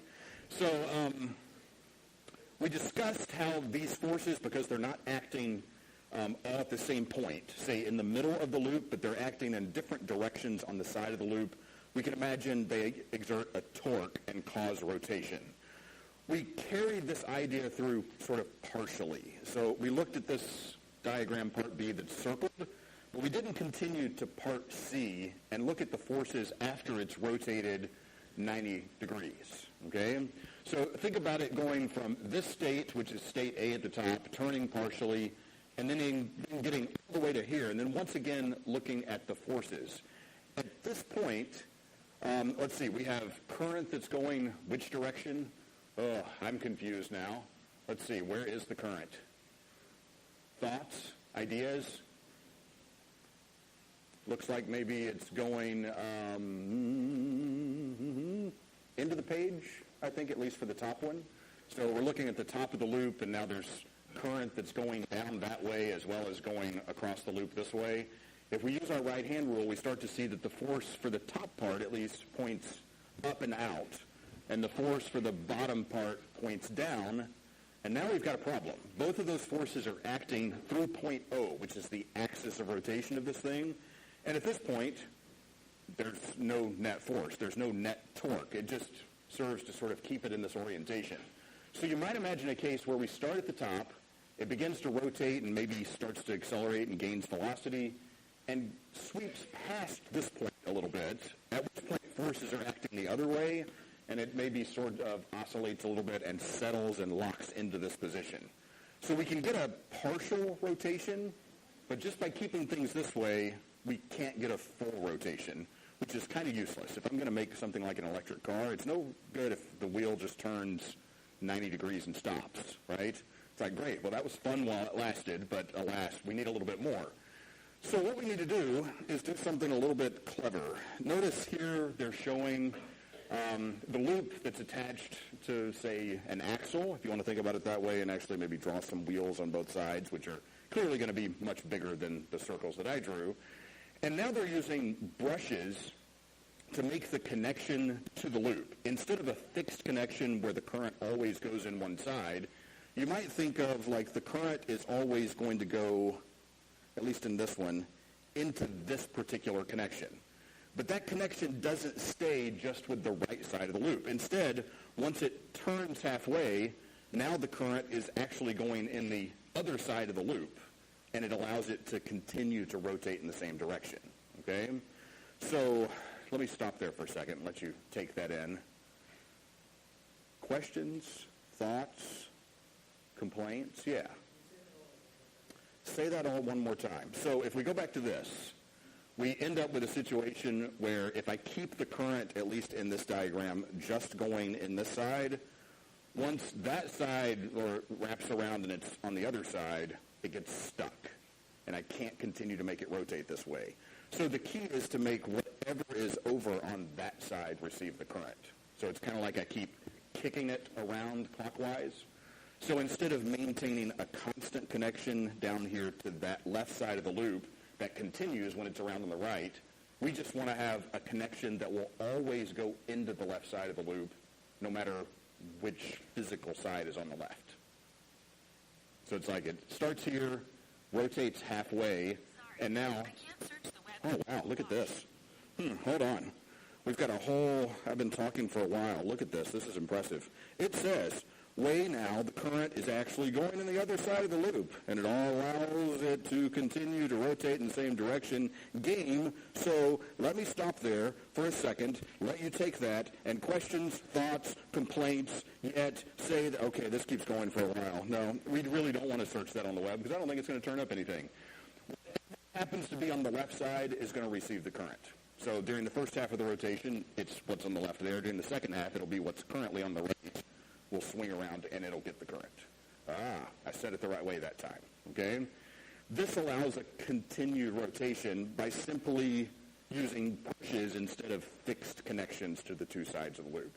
So someone being just a little bit a little bit clever, allows this thing to continue to rotate without having to worry about like flipping the current and everything all the time, okay?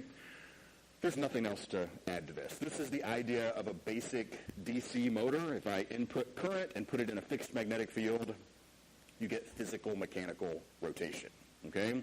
We're going to look at the opposite case of this 2 chapters from now, where we're going to take the exact opposite thing and get alternating current out of mechanical work, okay? So just hold on to that for right now, and let's answer a few of these questions. I'll give you a minute.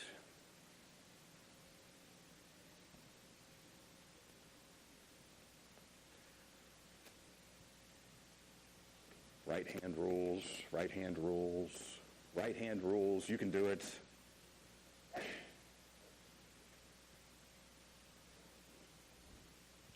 Fingers in the direction of the current. Let the fingers curl toward the direction of the magnetic field, and thumb gives the direction of the force on that particular segment of wire.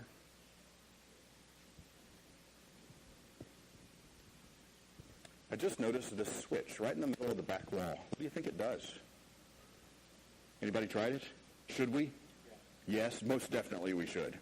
As soon as I mentioned it, it had to be turned off just to find out what happens. Huh.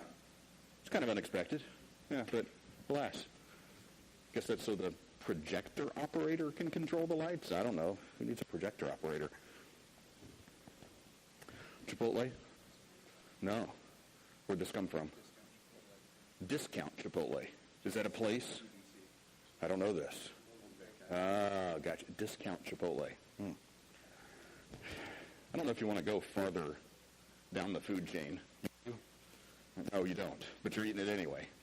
I'm sorry. I'm just going to move along then. So let's see. Let's start on the right side.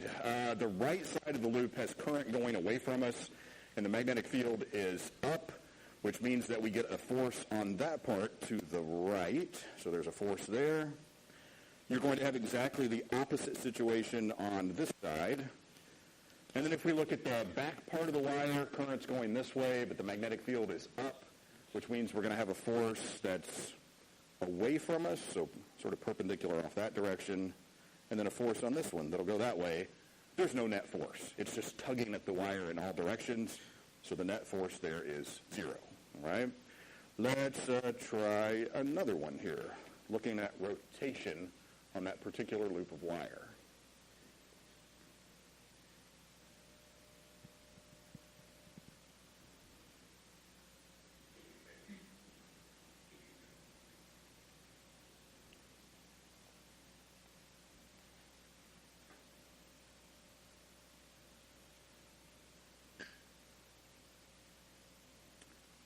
So let's see, the magnetic field in this region is going to point from north to south.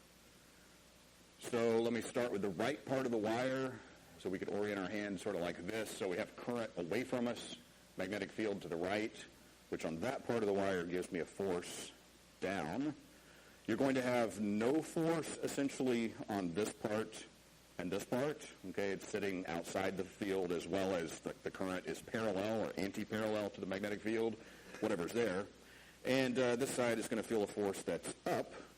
So at least for an instant before, like it's not really connected to anything, the tendency is for this thing to rotate clockwise in this orientation, okay? Clockwise orientation. Any questions about any of that before we leave this for a little while? We're going to come back to forces on wires and everything in the next chapter, but for now, anything at all? I wonder if Siri is still listening. Thankfully not. She was not helpful the last time. Okay. So, the last few things that wrap up this chapter. First of all, some history in a way. Some history as far as the electron goes. We're going to look at 2 different experiments historically that used magnetic fields to help us understand more about the electron. And then finally, we're going to look at something known as the Hall effect, which is another way that magnetic fields are used, at least how they interact with currents to help us create something that will allow us to detect other magnetic fields and measure them. So for starters, the electron. Notice on the top left, someone built this particular apparatus, which is just basically a glass tube with some gas inside, and then for whatever reason they established a high voltage between a cathode and an anode that were in different parts in this particular tube. When they did this, they noticed that there would be a glow out this particular end, toward the cathode end of the tube. So, of course, they were like, oh, well, it kind of seems like something is flowing out that side of the tube. In fact, they hypothesized that perhaps something is leaving the cathode, heading in the direction of the anode, and hitting that particular end of the tube and creating a glow. So, these people just won't let you through, will they? Just stand there. Everyone will watch you for a while. Oh, what is that? They left you a note. But we're just going to ignore all of you from now. Is that what this is? It looks like this exactly. Why? Have I been gotten as well? Yeah. Is this related to this? No, these are two independent things. I don't really like an idea of a magnetic banana. I'm pretty sure I would repel that. So does that make me an anti-magnetic banana?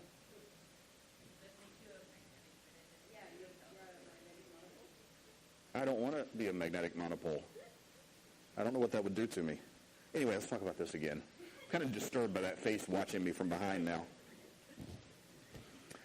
So someone thought something was leaving the cathode, going to the other end of the tube, and hitting that end. So they're like, hey, well, let's give that a name. Let's call these things cathode rays, which really isn't necessarily anything other than it's like, well, we need to name this this phenomenon that we're seeing more than anything else, cathode rays. And how any good scientist might do, they decide to start experimenting on these so-called cathode rays that are hitting the end of the tube and sort of making a glow by creating an apparatus like this down below, where we take the cathode rays and pass them through electric fields and magnetic fields to sort of see what happens, okay? So first of all, if you take a look at this top path, if only an electric field is created, so this is for only an electric field, and you can see there would be an electric field between these two plates that points this direction. At this point, no magnetic field is being created, and we just sort of look at how the beam is deflected in the presence of an electric field. Well, you can see that it's deflected up, which is opposite to the direction that a proton would be forced. So this starts to indicate negative charge.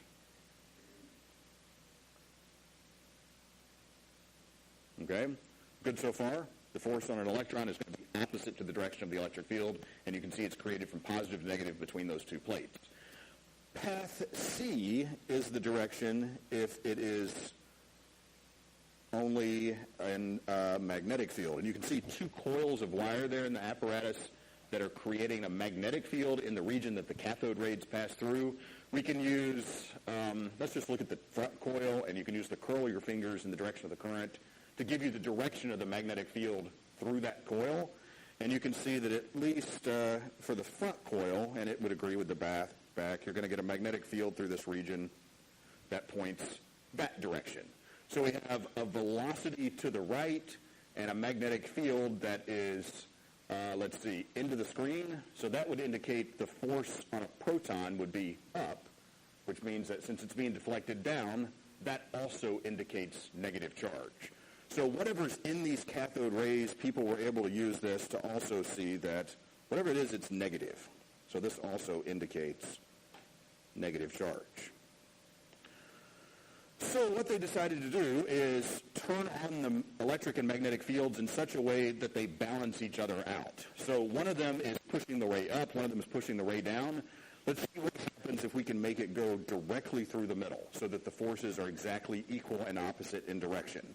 So, in other words, first of all, we could say that the magnetic force is QV cross B, and we don't have to worry about the sign part of it because it's just going to give us 1. So we could write this as the charge on the electron times the velocity times the magnetic field. And if it's the only force that's there, or at least the gravitational force is negligible, you could say this is equal to MA. and we know from previous parts of this chapter that it forces it into a circle. So at least, this diagram's not the best, at least this first little part of the turn is starting circular motion. So we can say that the acceleration is centripetal acceleration, and then we have mv squared over r.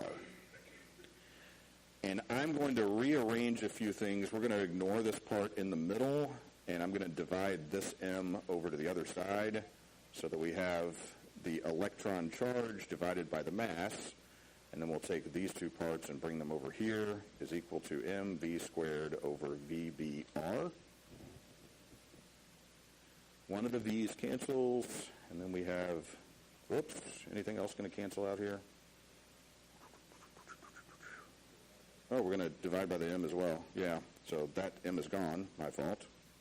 So we have v over br is all that's left. Hang on to this for just a second. This is what we get from just the magnetic field bending the beam down to the bottom. For the electric field, we know that that's just going to be the charge times the magnitude of the electric field. So the force from the electric field is just E times the electric field, and then we're going to set these two things equal to each other. So we could say that FE is equal to FB.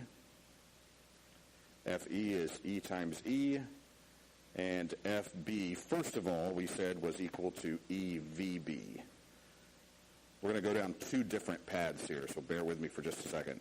So we can see that the velocity is the ratio of the electric field to the magnetic field. The velocity of these rays is going to be equal to that particular ratio. There's one thing that we get out of this. We're going to save that for just a second and plug it back in, let's see, up here. So now we have E over M is E over B squared R. This is as far as this particular experiment could go. It allowed them to find the ratio of the charge on an electron to its mass, because you can see those are things they could control or measure. You've got the electric field. They're producing the electric field. The magnetic field is also being produced, so they know how much that is. And you can measure the radius of curvature that's coming from the magnetic field by sort of making some measurements down in this region, okay? So they can find part of the information about whatever is in these particular rays. They know that it's negatively charged, and they can find the ratio of the charge to mass. It took a second experiment to sort of complete the idea. But before we go to the next slide, does anybody have any questions about what's happening there? Anything? Yes. E divided by M is just, it's about the particles that are in the beam. Charge to mass ratio. Okay, we'll see what we do with that on the next slide in just a second. By the way, I think one of your labs coming up is basically this experiment. So save this slide, let it help you. You get to reproduce it. Have fun. Yeah.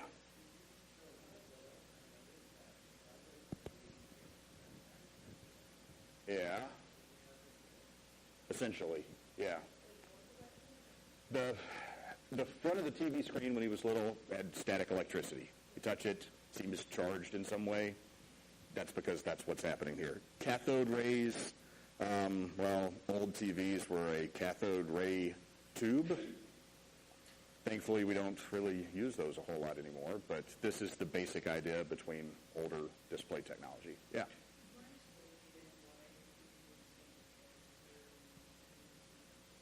In A and C. So the electric field is being created from top to bottom in that region in the middle because they are charging the top plate. We essentially have a big capacitor in the middle.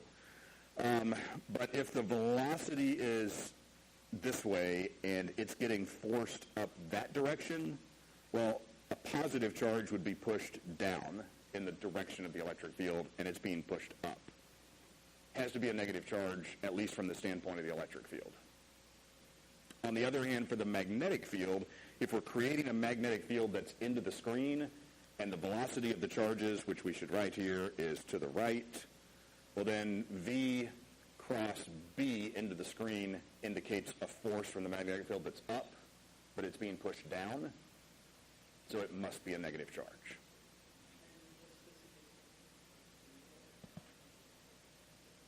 The significance of B is balancing those two forces allows us to get to that equation, which we're going to use once more on the next slide.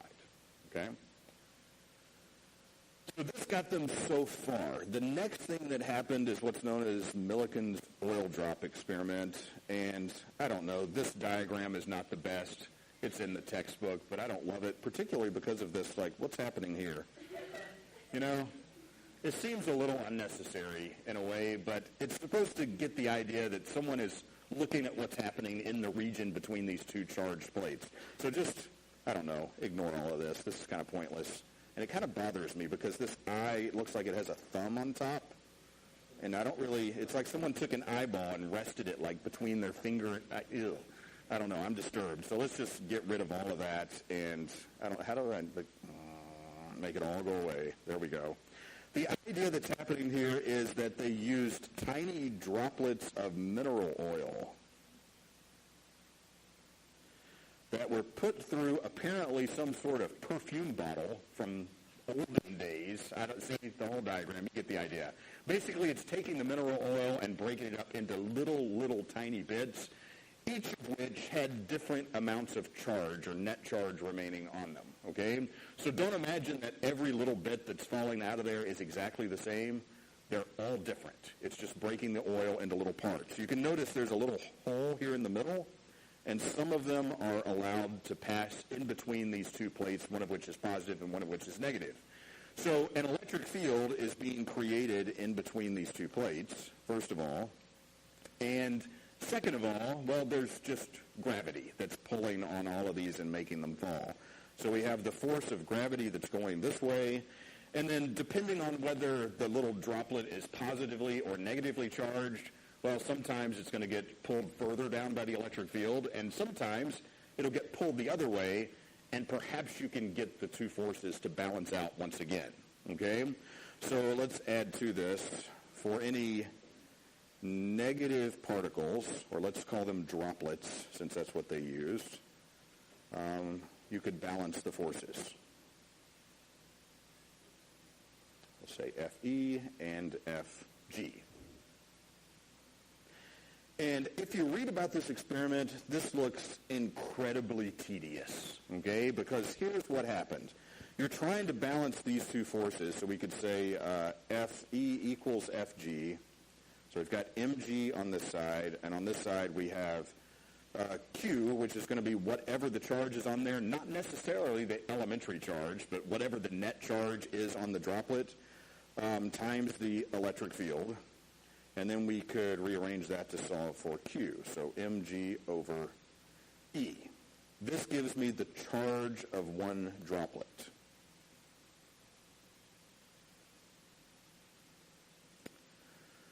So maybe imagine doing this and balancing the electric field, which you can control by creating a particular potential difference here. So you're turning a dial until you get a droplet that's balanced perfectly in the middle. And then you can use this equation to find what the charge is on that particular droplet. And then you do it again, and you find a different amount of charge. And then you do it again, and you find a different amount of charge. And then you do this over and over and over and over and over and over and over again until you have hordes of data, okay? And then you start to find that no matter what you do, charge appears to be in discrete amounts. So maybe if you were back at this time and you were able to bring back, Excel, and you had a spreadsheet, and then you record all your data, and you're like, run 1 had this much charge, run 2 had this much charge, run 3 had this much charge, and then you do this 10,000 times, and then sort by the amount of charge. Okay? You would occasionally maybe find some that had exactly the same, but then the next step up in charge was a certain amount larger, and then maybe you had a bunch of them that had that charge, and then the next step up was exactly the same step up that you had before, and so forth. So there was always the exact same separation in the amount of charge, even for the ones that were the closest together, and it was never any closer in charge than that amount. In other words, this is what led to the discovery of the elementary charge. So the elementary charge E is this discrete separation in the amounts of charge on different droplets. Now, you can't do that with just 3 or 4 runs of the experiment. Clearly, you have to do this, I don't know, maybe for years before you get to this amount. And I don't know, maybe that's why this person's eye is being held up by a thumb and forefinger. They're tired, and they're really tired of looking at this, okay? Yes?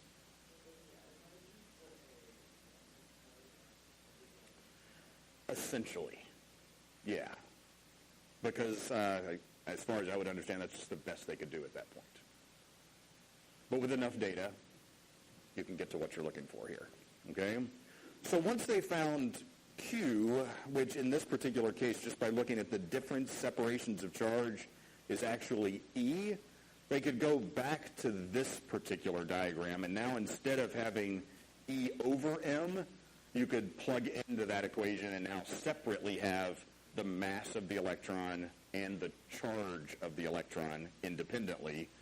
Yay, which after much time is kind of exciting, okay? Do you understand the 2 experiments? If you get the basics, you're good. Yeah? So where would they, so then they use this E from this experiment to put that E into that one? Yes. That's how, like, the way fractions work. Right. Put that E in and then they figure out how they got that. Yes. So here we essentially have 2 unknowns still, E and M, but then we find E in the next experiment, plug it back in, and then you can find M. Okay? Anyone else? Let's slide over to the last slide. Okay? Something known as the Hall effect, which also led to the idea that electrons are the things that are actually flowing when I have current, and that electrons are negatively charged.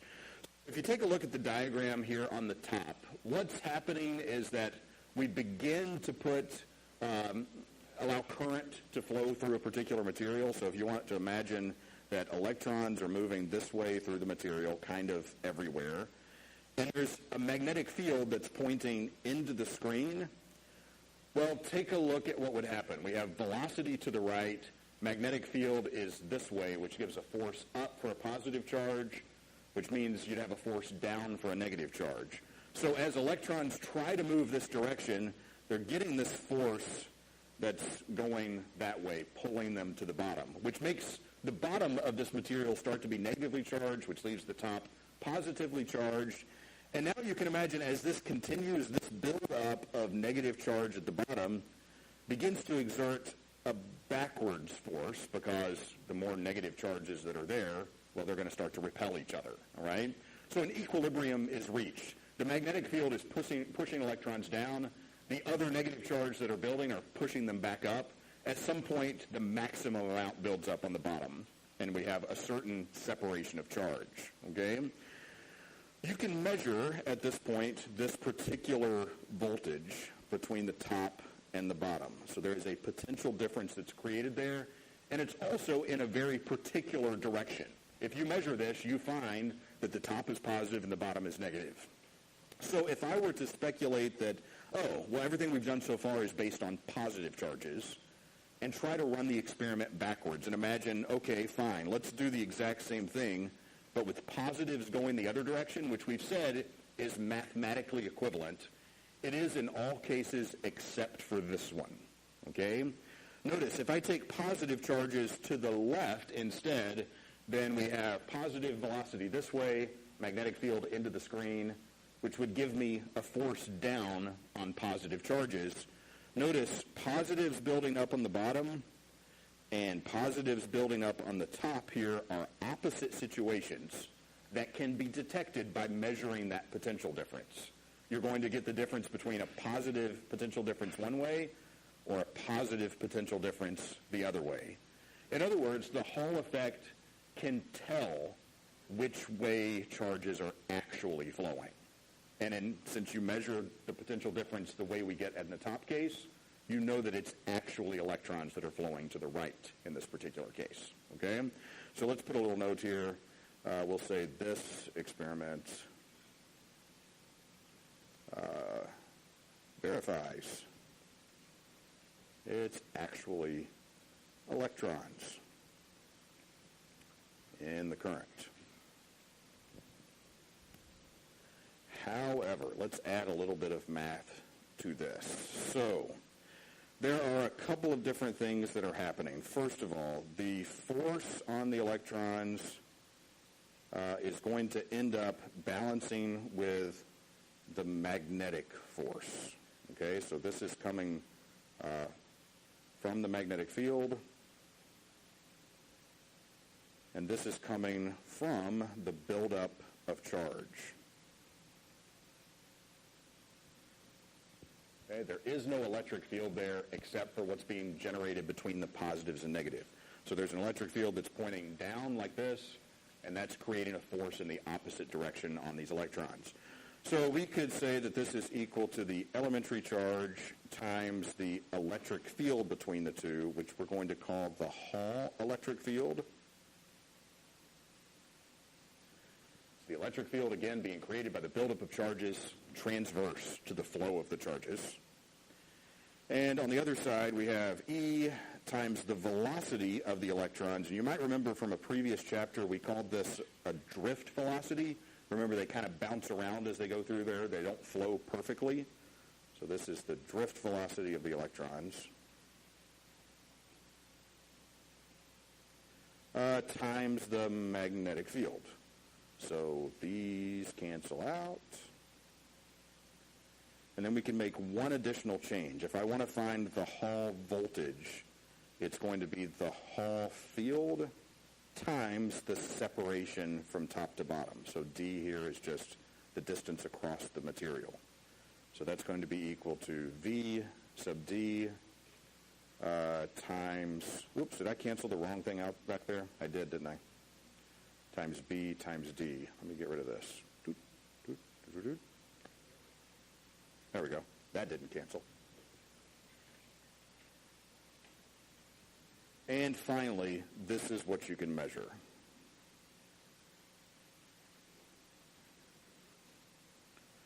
And this is transverse to the current, okay, or across the material.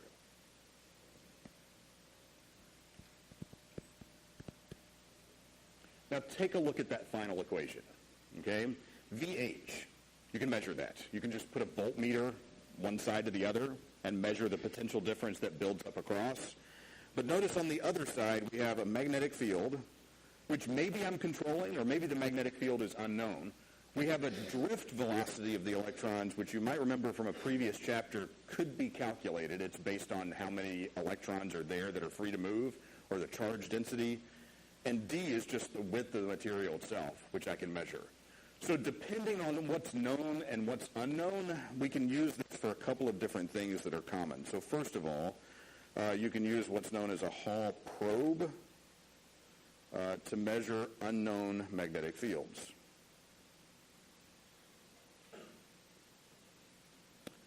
So if you calibrate this material that does something like this, and you know that for certain potential differences you get certain magnetic fields, you could use this and put it in unknown magnetic fields, and based on the potential difference that's generated, you could find that value. Alternatively, if I use it with maybe an unknown material, but a known magnetic field, we could flip this around and use this to measure the drift velocity for an unknown material. And you might remember from drift velocity, you can find N, which is the, well, sometimes it's called the carrier concentration, or the density of free electrons in that particular conductor, or semiconductor for that matter. So, useful two different ways, the Hall probe or Hall effect, yeah.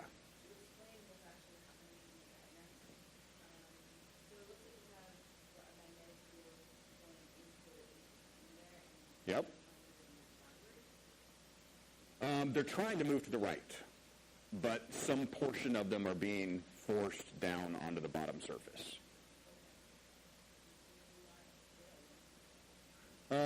We do want to do that. So if I have a velocity of charges moving this way, protons would feel a force up, but electrons would feel a force down. So they are forced that way, but then they start to feel a repulsion from the ones that have already built up that way. So there's sort of a limitation in the amount that'll go that direction. The field going into the screen is the magnetic field. That's external to this whole thing. So maybe I take this piece of material and put it in a thing that generates magnetic fields, and then I pass current through the material. Okay? Anybody else? Yes? Figure B shows that this doesn't work if you assume protons are moving. Because protons would tend to build up in the opposite orientation, and that's not the direction you measure a positive potential. We measure it physically the other way every single time. If we could assume equally that positive or negative charge is flowing, you should always get the buildup of positive charge on the same side, but you just physically don't.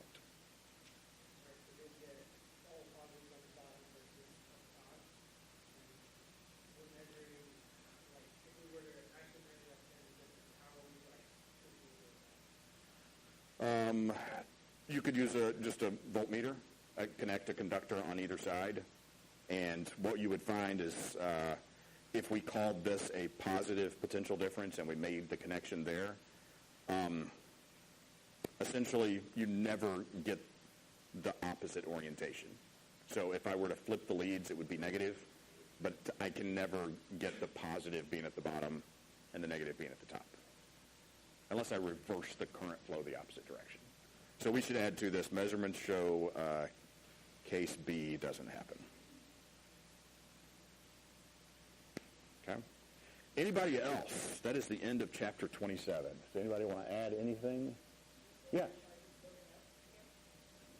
It is building up, electrons are building up on the bottom for that top diagram. How so? Okay. No worries. I like it when questions are answered by yourself. It's just you talk yourself into an answer. That's always fun. Chapter 27 then is complete.